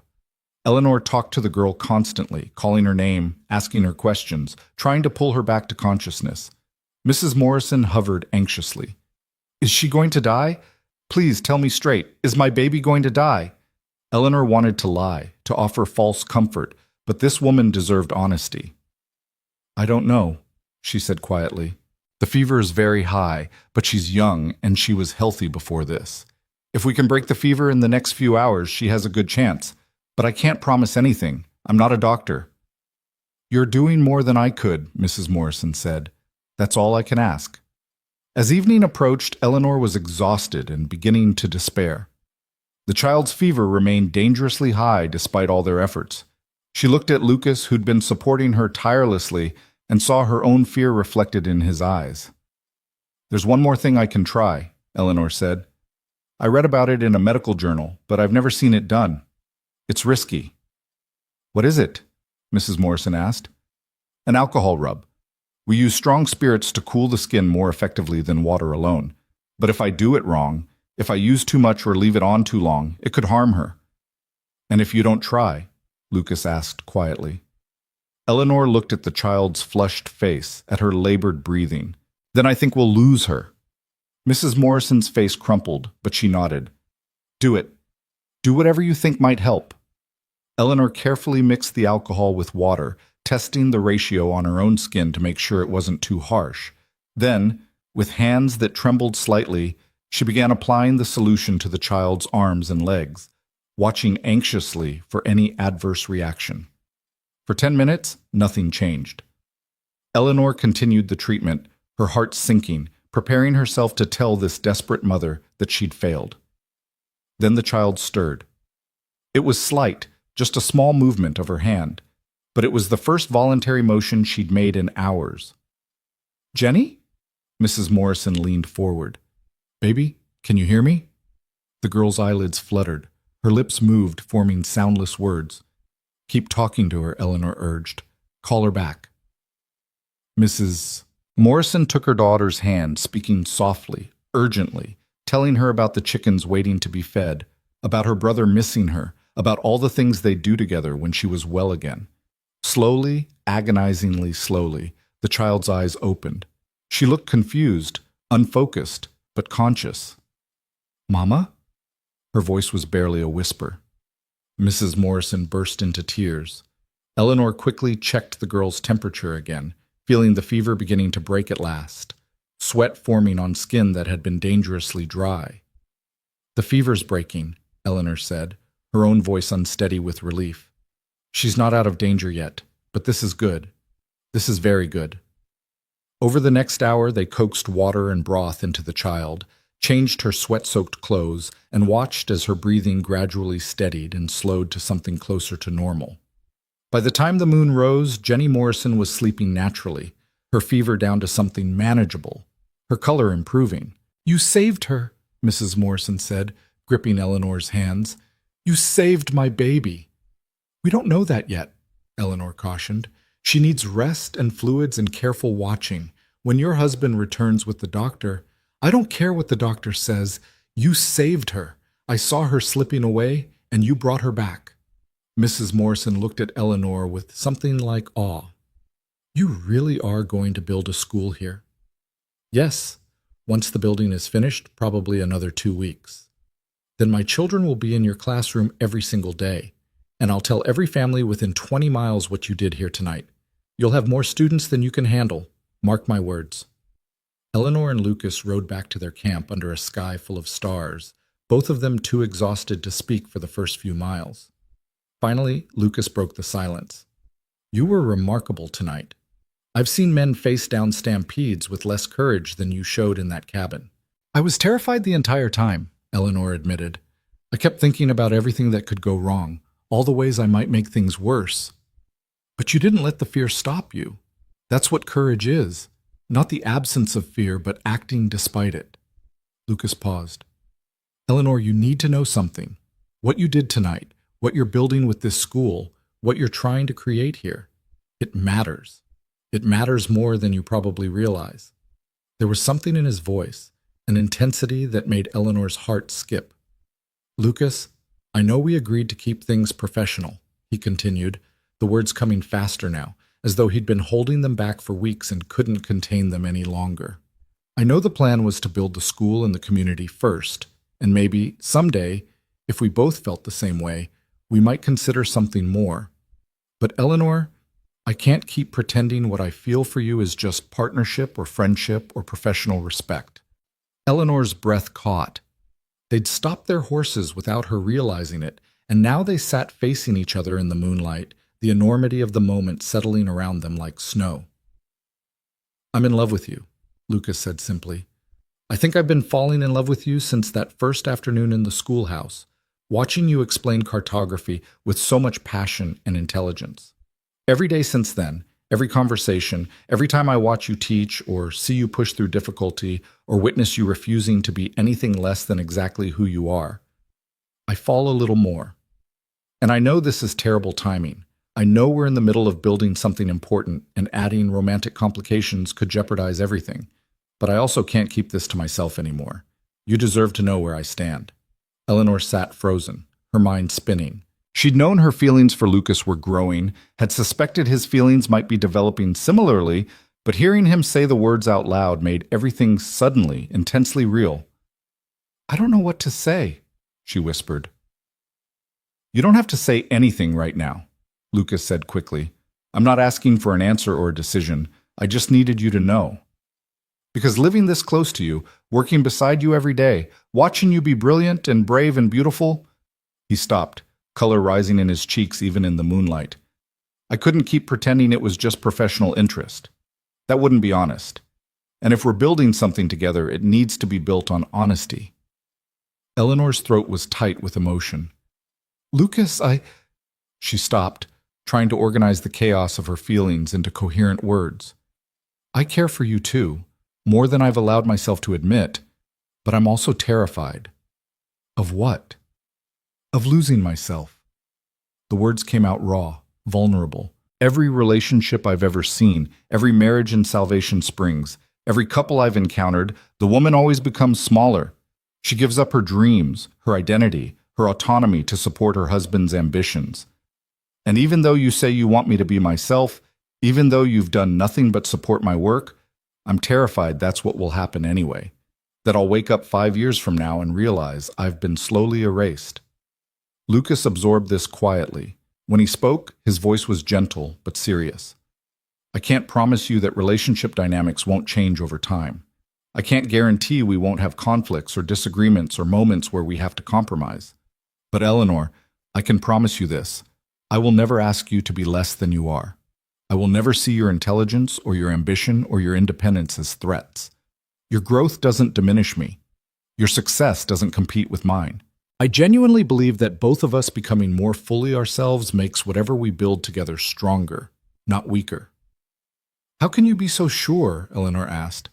How do you know you won't wake up one day resenting me for being too educated, too outspoken, too much? Because I've had 28 years to figure out what I value, Lucas said, and I've learned that I don't want someone who makes me feel powerful by being powerless. I want a true partner, someone who challenges me, who makes me think, who pushes me to be better. That's you, Eleanor. You make me want to learn and grow and build something meaningful. Why would I ever resent that? Eleanor felt tears prick her eyes. In Boston, I have a guaranteed position, security, a community of educated women. I could build a life there where my intellect would never be questioned. I know, Lucas said, and I wouldn't blame you for choosing that. It's safer, more certain. What I'm offering is harder, building from nothing, navigating cultural tensions, dealing with isolation and difficulty. But Eleanor, in Boston, you'd be one teacher among many, following someone else's curriculum, fitting into someone else's vision. Here, you could create something entirely new, something that reflects your values and your dreams. Isn't that worth the risk? The question hung between them, enormous and unavoidable. Eleanor thought about the Boston letter, still tucked carefully among her belongings. She thought about the Reynolds children, desperate for education, about little Jenny Morrison, saved by knowledge applied with courage, about Ayasha and the Navajo delegates, willing to trust her if she proved trustworthy, about the school taking shape under the cottonwood trees, waiting to be filled with students and learning and possibility. And she thought about Lucas, this unexpected man who'd offered her not a smaller life but a larger one, who'd never asked her to diminish herself, who seemed to genuinely believe that her success and his could grow together rather than compete. I'm still scared, she said finally. Even if everything you're saying is true, even if we build something beautiful together, there are no guarantees. What if it fails? What if the school doesn't work, or the community doesn't develop the way we hope, or the Navajo decide we're not trustworthy after all? What if I give up Boston for this, and it all falls apart? Then we'll have tried, Lucas said. We'll have taken a risk on something meaningful instead of playing it safe. And Eleanor, failure isn't the worst thing that can happen to a person. Regret is worse. Spending your life wondering what you might have built if you'd been brave enough to try, that's worse than failure. Eleanor looked at him, really looked at him, seeing not just the weathered cowboy who'd wandered into her schoolhouse seeking a map, but the man who'd ridden 2 days to bring her back, who'd worked tirelessly to build her school, who'd stood beside her through every challenge, who'd fallen in love with her mind before her face and valued her dreams as much as his own. I choose this, she said, her voice steady despite the tears on her cheeks. I choose the hard path with you. I choose building something new over fitting into something established. I choose uncertainty and possibility over security and limitation. Lucas's face transformed, hope and joy and relief flooding his features. Are you sure? No, Eleanor admitted. I'm terrified and uncertain and have no idea if we'll succeed. But I'm also more certain about this than I've been about anything in years. So yes, I'm choosing this. I'm choosing us. Lucas dismounted and helped her down from Bess, and then they were standing face to face in the moonlight, the enormity of what they'd just committed to settling around them. Can I kiss you? Lucas asked, his voice rough with emotion. Eleanor answered by closing the distance between them, rising on her toes to meet his lips with hers. The kiss was gentle at first, tentative, both of them learning this new aspect of their relationship. Then it deepened, becoming more confident, more certain, a physical confirmation of the commitment they'd just made to each other. When they finally pulled apart, both breathing hard, Lucas rested his forehead against hers. We're really doing this, he said, wonder in his voice. Building a school, building a community, building a life together. We really are, Eleanor confirmed. And I have no idea what I'm doing, but I'm doing it anyway. Lucas laughed, the sound full of joy. That's the spirit of the frontier right there. Jumping in without knowing if you'll swim or sink, but being willing to find out. They rode the rest of the way back to camp in comfortable silence, hands occasionally brushing, both of them processing the shift in their relationship. When they reached their campsite, Samuel and Miguel were still awake, working by firelight on window frames for the schoolhouse. The Morrison girl? Samuel asked immediately. Fever broke, Eleanor said. She should recover fully. Miguel smiled. Good. The territory needs more people who can think and act under pressure. You'll make an excellent teacher, Miss Whitmore. Thank you, Miguel. And please, call me Eleanor. Later, lying in her bedroll looking up at the stars, Eleanor thought about the choice she'd made. She'd given up Boston, the security, the prestige, the guaranteed success.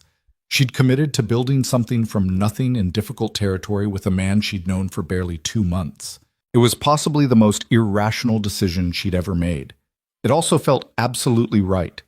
The next 2 weeks passed in a blur of construction and preparation.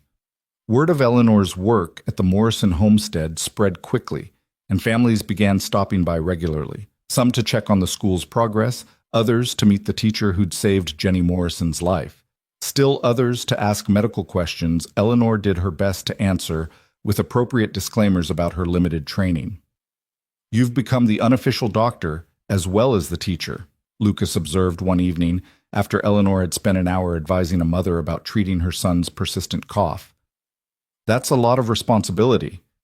It's terrifying, Eleanor admitted, but I can't turn people away when they need help and have nowhere else to go. I just wish I had more actual medical training instead of just book knowledge. Maybe that's something we add to the community eventually, Lucas suggested. A proper clinic, a trained doctor or nurse. Right now we're building the foundation, the school, the ranch, the relationships with neighbors. But as we grow, we can add more. The schoolhouse was nearly complete when Jennings returned with the rest of the crew and a wagon full of supplies. He took one look at Eleanor and Lucas standing close together, their body language unmistakable, and grinned. Well then, looks like more than just the school got built while I was gone. Eleanor felt herself blush, but Lucas just smiled and put his arm around her shoulders. Eleanor and I have reached an understanding. We're partners in every sense of the word now. About damn time, Samuel said, slapping Lucas on the back. We all saw this coming from the moment he rode back for you in Salvation Springs. The crew had brought more than just supplies.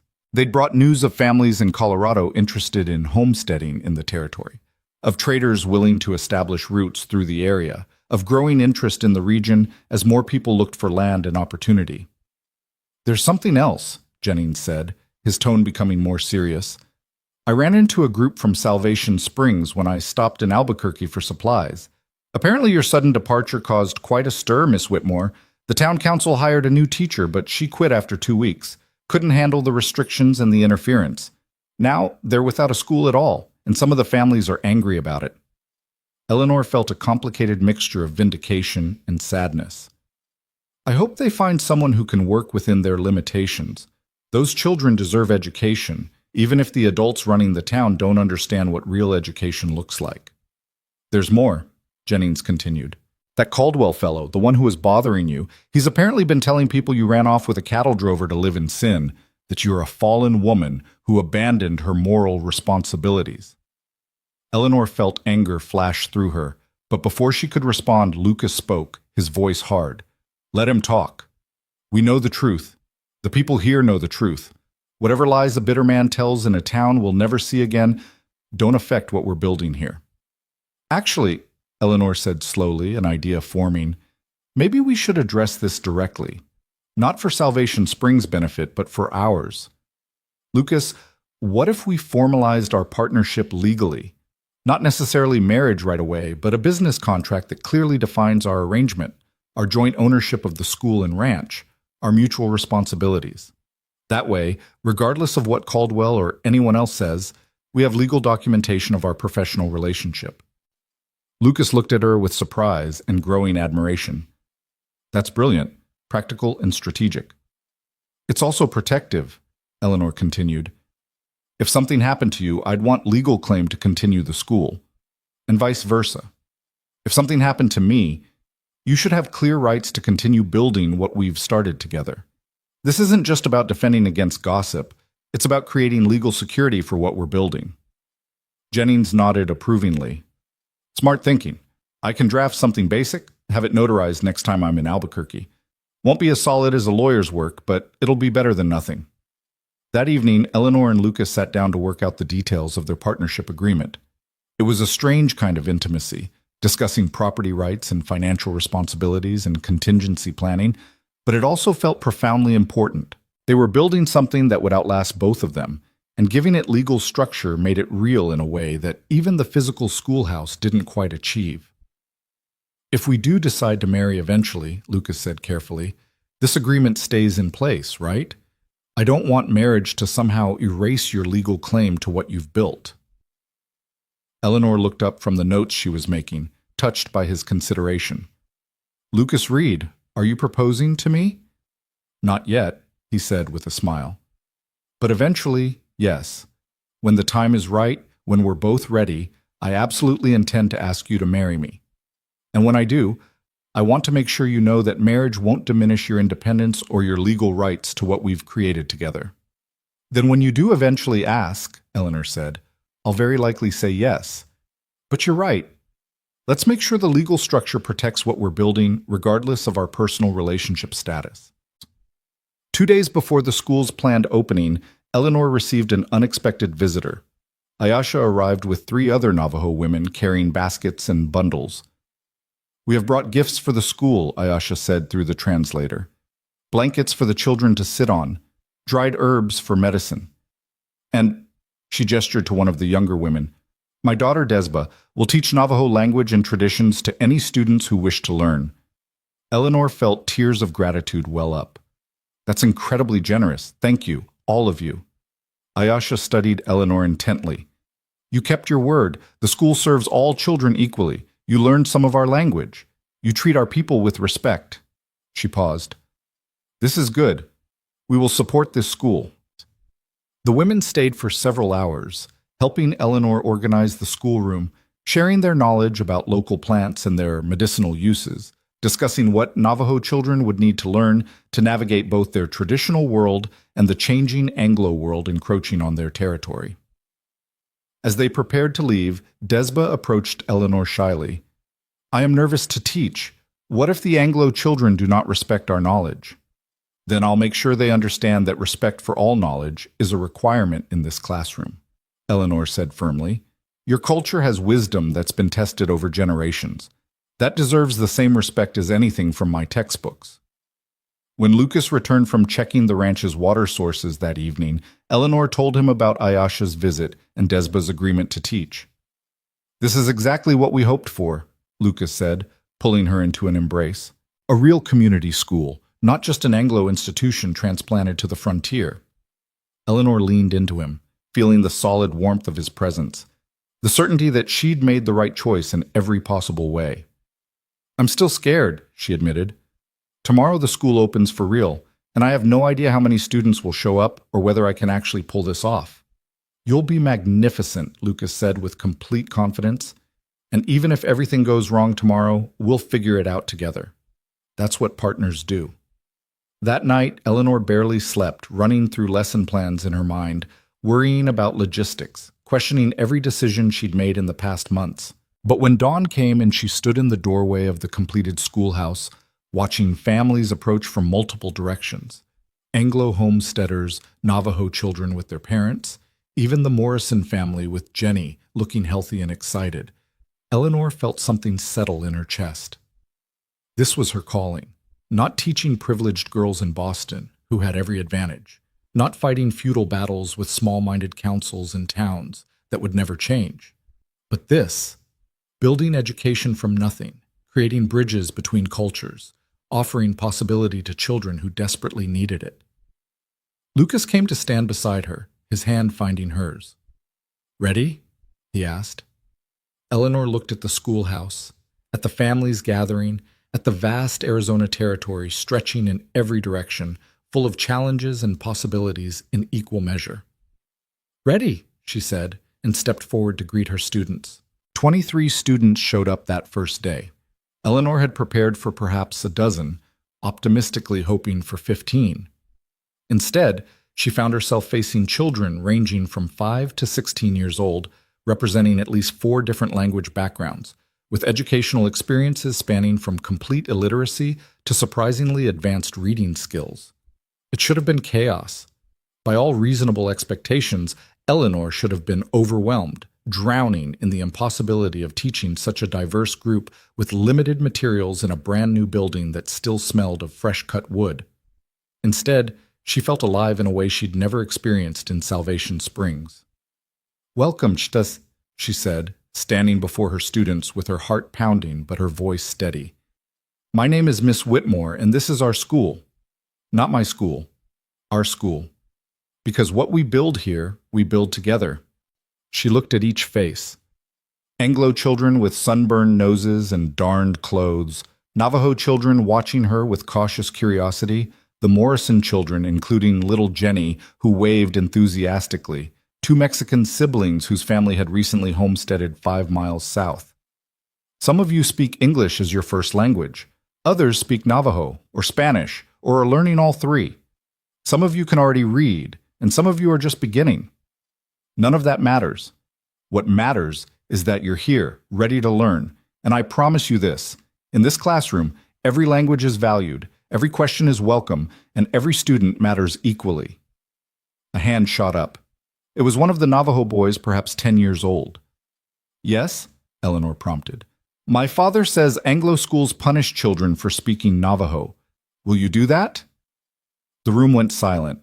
Every Navajo child was watching her intently, as were several of the Anglo children who seemed curious about her answer. "Never," Eleanor said firmly.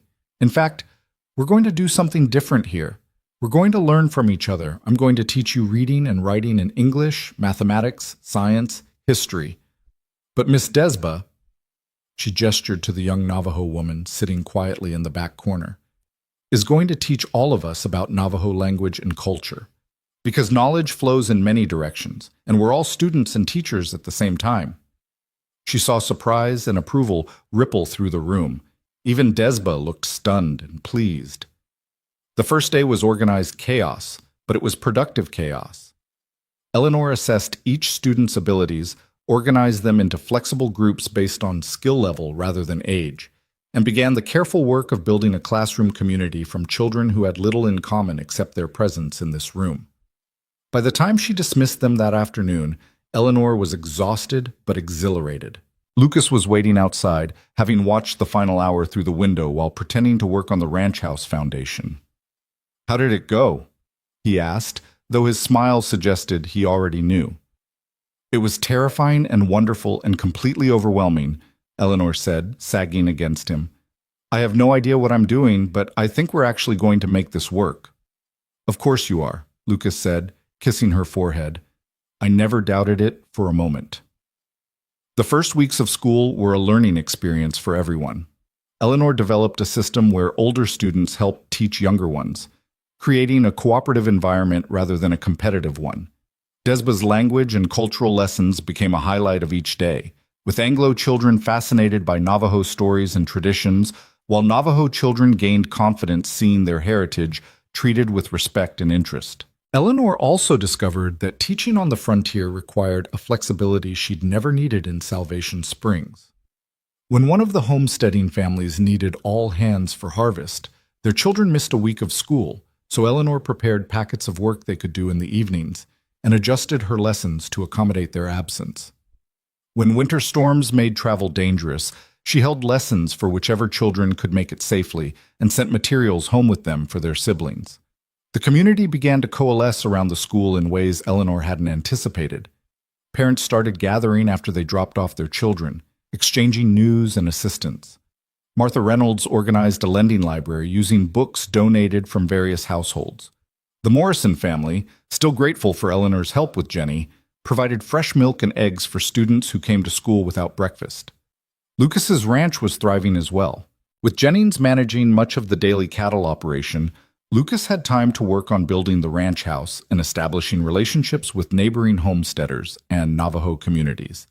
He and Eleanor fell into an easy rhythm, working separately during the day, coming together in the evenings to share meals and conversation, planning their future with a mixture of practicality and dreams. 3 months into the school year, Eleanor received a letter that had been forwarded through multiple locations before finally reaching her.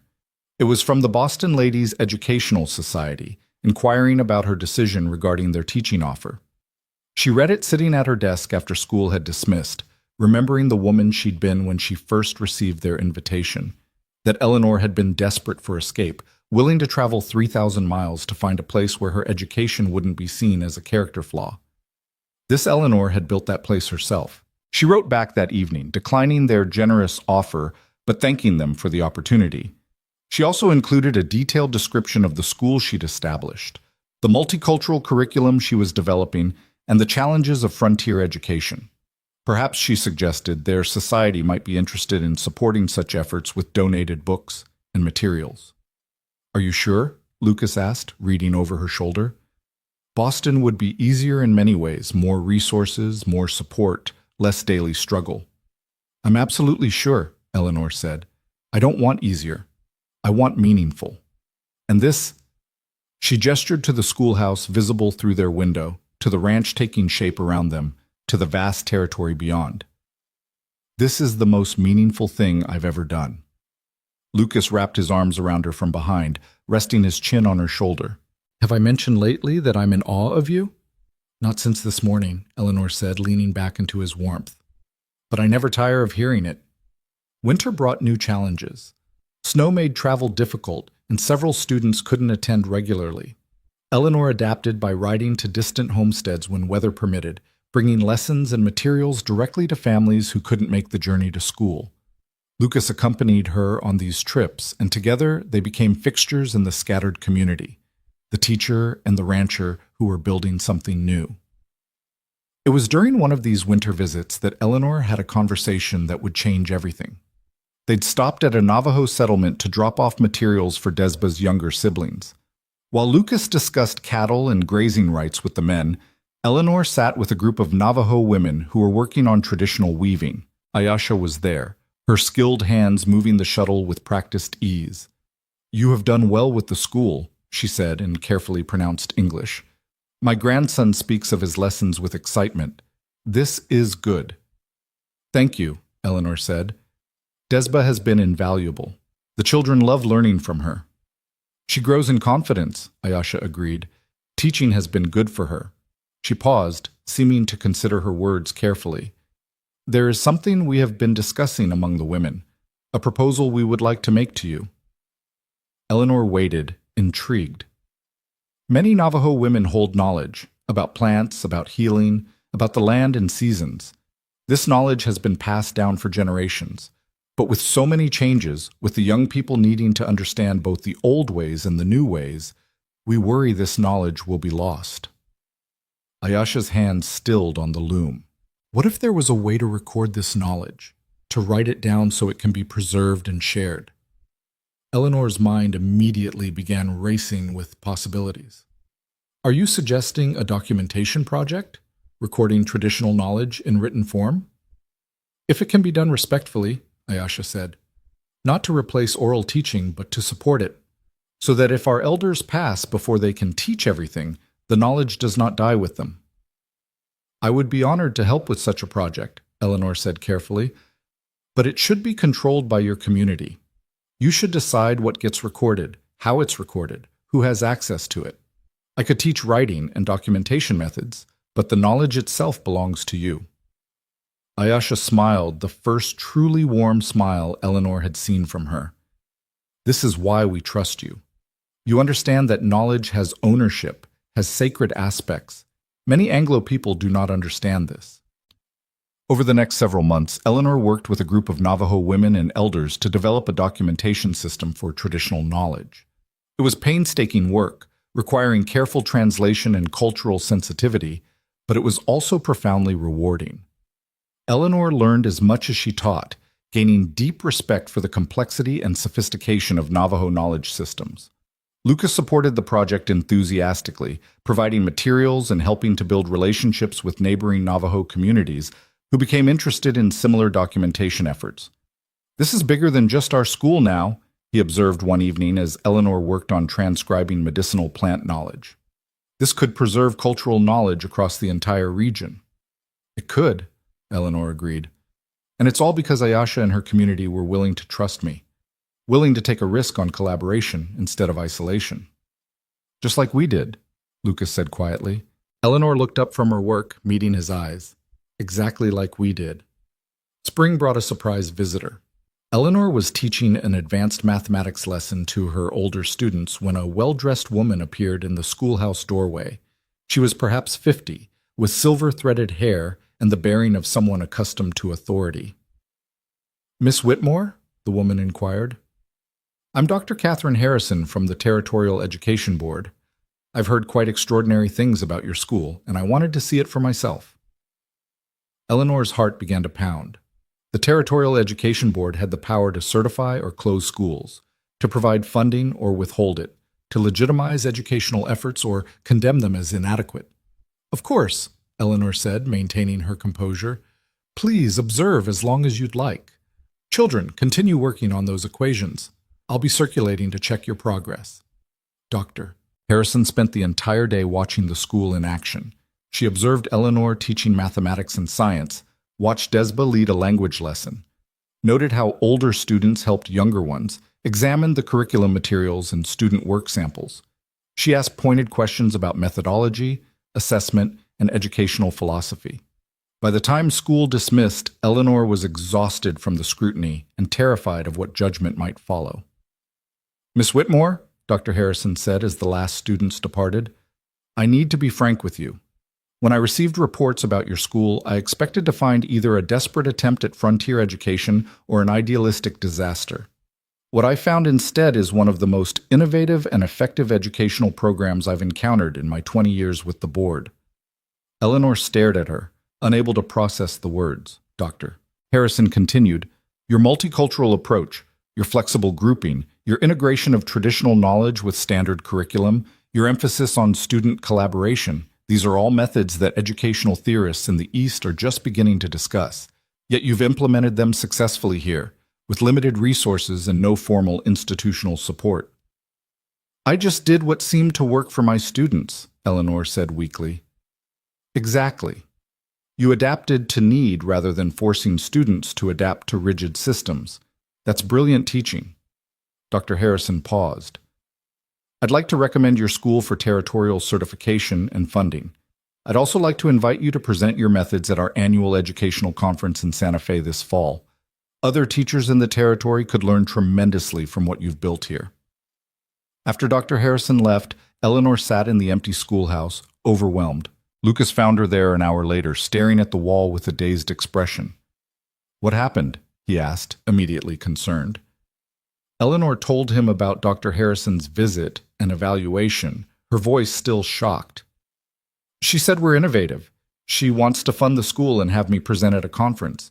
Lucas, I don't understand. I thought we were just barely making this work, and she acts like we've created something extraordinary." Lucas pulled up a chair beside her, taking her hands. "Eleanor, you did create something extraordinary. You've built a school that serves children from multiple cultures with different needs and backgrounds. You've preserved traditional knowledge while teaching modern subjects. You've created a community center that brings people together instead of dividing them. Just because you're too close to see how remarkable that is doesn't make it less true." "But I'm not doing anything special," Eleanor protested. "I'm just teaching this way that makes sense, adapting to what my students need." "And that's exactly what makes it special," Lucas said gently. "Most teachers force students to adapt to one rigid system. You've created a system that adapts to students. That's revolutionary, even if you don't see it that way." That evening, as they sat together planning improvements for the school with the anticipated territorial funding, Eleanor felt a profound sense of completion. Not that her work was finished, there would always be more to do, more students to teach, more methods to refine. But she'd found her place, her purpose, her path forward. "Lucas," she said suddenly, "I want to marry you." He looked up from the plans he'd been sketching, startled. What? I want to marry you, Eleanor repeated, more confidently. Not because it's expected or because we should formalize our partnership legally. We already did that. But because I love you, and I want everyone to know that we're building this life together by choice, not just by circumstance. Lucas's face broke into a smile that could have illuminated the entire territory. Eleanor Whitmore, are you proposing to me? I believe I am, Eleanor said, laughing. Is that terribly improper? It's perfect, Lucas said, pulling her into his arms. And yes, absolutely yes, I would be honored to marry you. They were married in early summer, in a ceremony that reflected the community they'd built together. The wedding took place outside under the cottonwood trees near the school, with families from Anglo homesteads and Navajo settlements gathered together. Jennings officiated, Samuel and Miguel stood as witnesses, and Desba sang a traditional Navajo blessing. Eleanor wore a simple dress she'd made herself, practical but pretty. Lucas wore his best clothes, his weathered hands gentle as he took her hands in his. I promise to be your partner in all things, Lucas said, his voice carrying to the assembled crowd. To support your dreams as I pursue my own. To never ask you to be less than you are. To build a life where both of us can grow. I promise to build with you rather than for you, Eleanor replied, tears of joy on her cheeks. To trust you with my vulnerabilities and my strengths. To create a partnership where love and independence coexist. To keep learning and growing alongside you for as long as we both live. Martha Reynolds had organized a celebration afterward, with food contributed by dozens of families, music provided by a homesteader who played fiddle, and dancing that continued until the stars filled the sky. Late in the evening, Eleanor and Lucas slipped away from the festivities, walking to the school that had brought them together. Do you ever regret it? Eleanor asked, leaning against Lucas as they stood in the doorway of the building they'd created. Leaving the cattle drive life for this? All the complications and challenges of building a community? Not for 1 second, Lucas said firmly. I traded temporary freedom for permanent purpose. That's not a sacrifice, that's growth. I keep thinking about the woman I was in Salvation Springs, Eleanor mused. So angry, so defensive, so convinced that I had to fight the world alone to protect my right to exist as myself. And now? Now I know that partnership doesn't have to mean surrender, that I can be fully myself and fully committed to someone else at the same time. That love doesn't require shrinking, it can actually create space for expansion. She turned to look at him. You taught me that, just by being exactly who you are. You taught me something too, Lucas said. I spent years assuming that because I lacked formal education, I was somehow less capable of understanding complex ideas. You showed me that intelligence isn't about credentials or schooling. It's about curiosity and willingness to learn. You gave me back my confidence in my own mind. They stood in comfortable silence, watching the celebration continue in the distance, both of them contemplating the path that had brought them to this moment. The school year that followed their marriage was the most successful yet. With territorial funding, Eleanor was able to purchase proper textbooks, scientific equipment, and materials for both traditional curriculum and the cultural documentation project. The student body grew to 38 children, requiring Eleanor to hire an assistant teacher, a young woman from Santa Fe who'd heard about the school's innovative methods and wanted to learn from Eleanor. The ranch thrived as well, becoming known throughout the territory for quality cattle and fair dealing.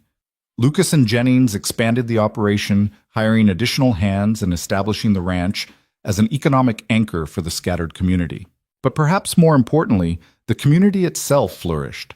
The school became a gathering place, not just for children, but for adults who wanted to learn to read, for families who needed medical advice, for neighbors who wanted to trade goods and share news. The Navajo settlements and Anglo homesteads, once wary of each other, began to cooperate more readily, finding common ground in shared concerns about water rights, grazing land, and the education of their children. Eleanor's presentation at the Santa Fe Educational Conference was a triumph. Teachers from across the territory were fascinated by her multicultural approach and her methods for accommodating diverse student needs with limited resources. Several asked if they could visit her school to observe her methods firsthand. You're becoming famous, Lucas teased when she returned home with letters from a dozen teachers requesting visits. I'm becoming useful, Eleanor corrected. There's a difference. 2 years after their marriage, Eleanor realized she was pregnant. The news filled her with a complicated mixture of joy and fear. She'd seen too many women disappear into motherhood, their other identities and ambitions swallowed by the demands of child-rearing.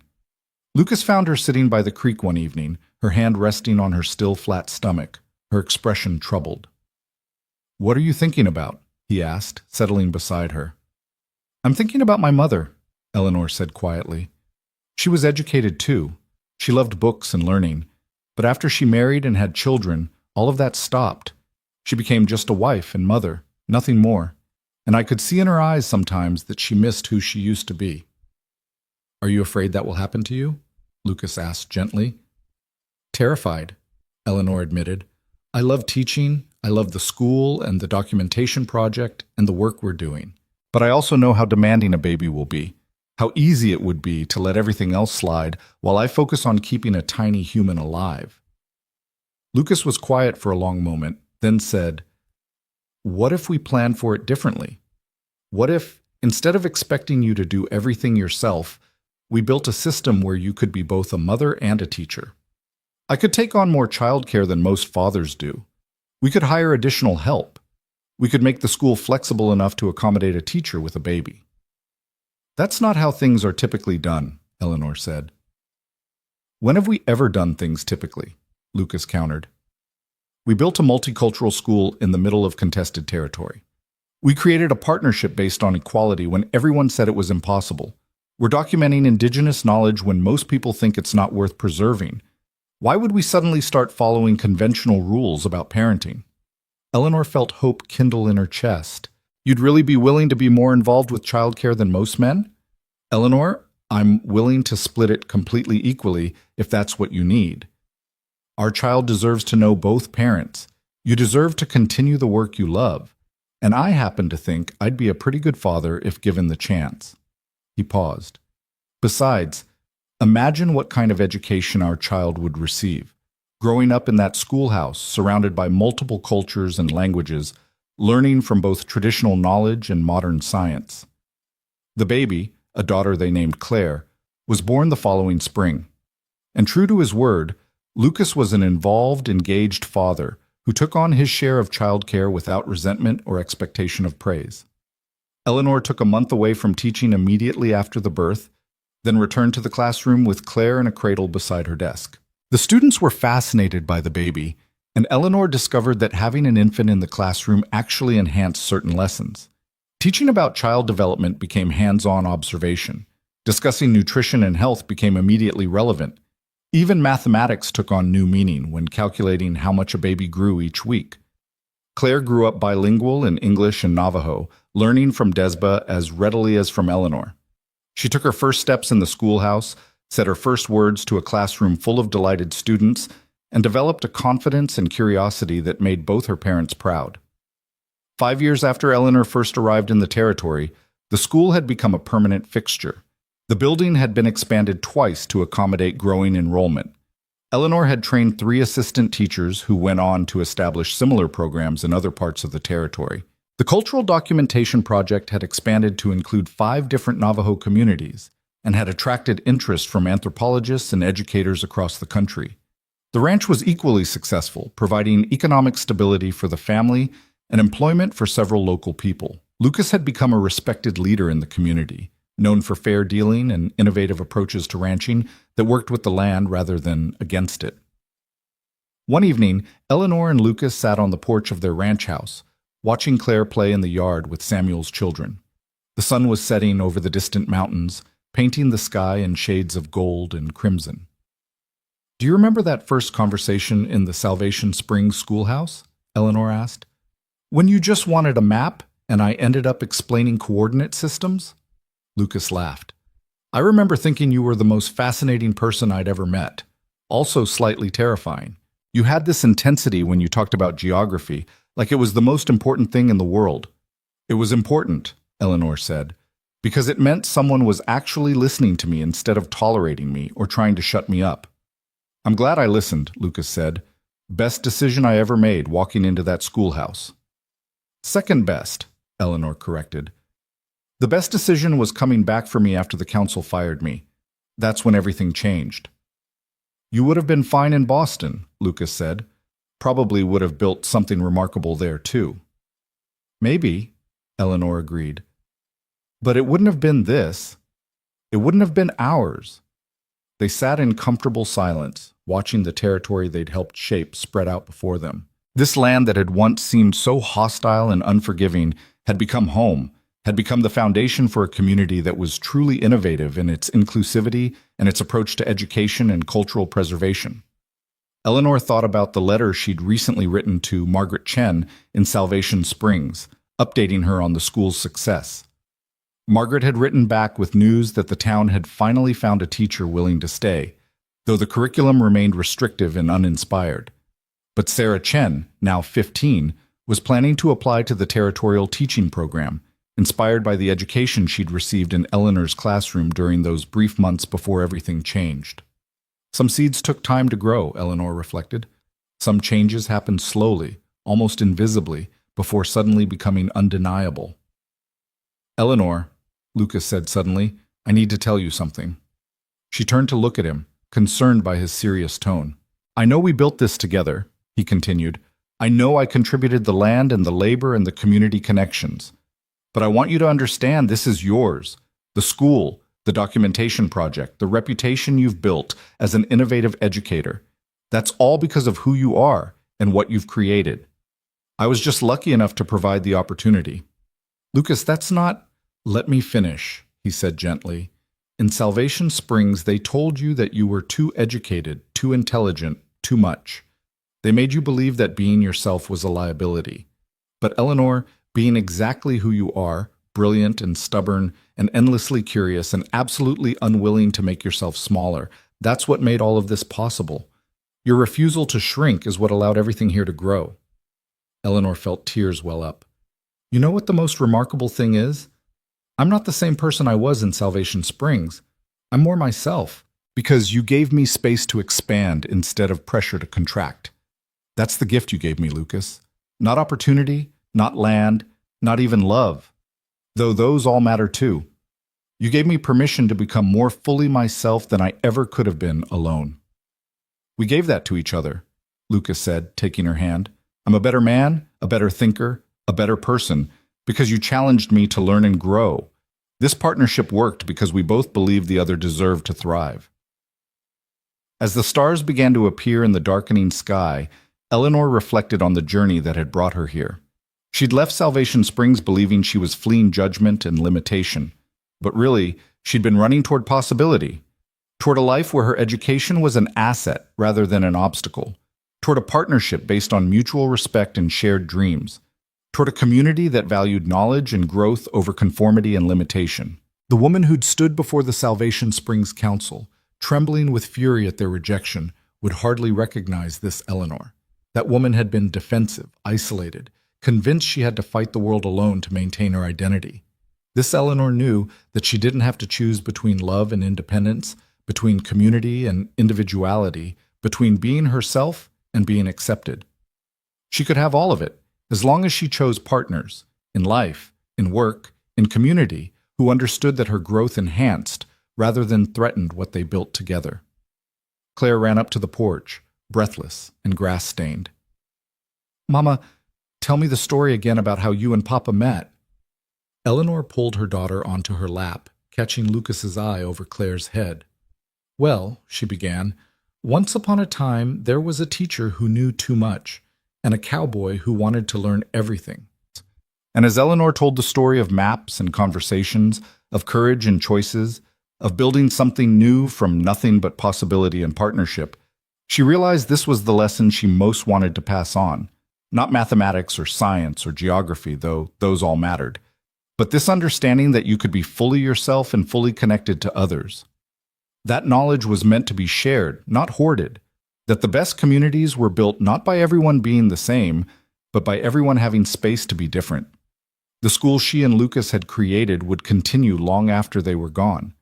The Cultural Documentation Project would preserve knowledge for generations. The community they'd helped build would adapt and grow, facing challenges they couldn't imagine yet.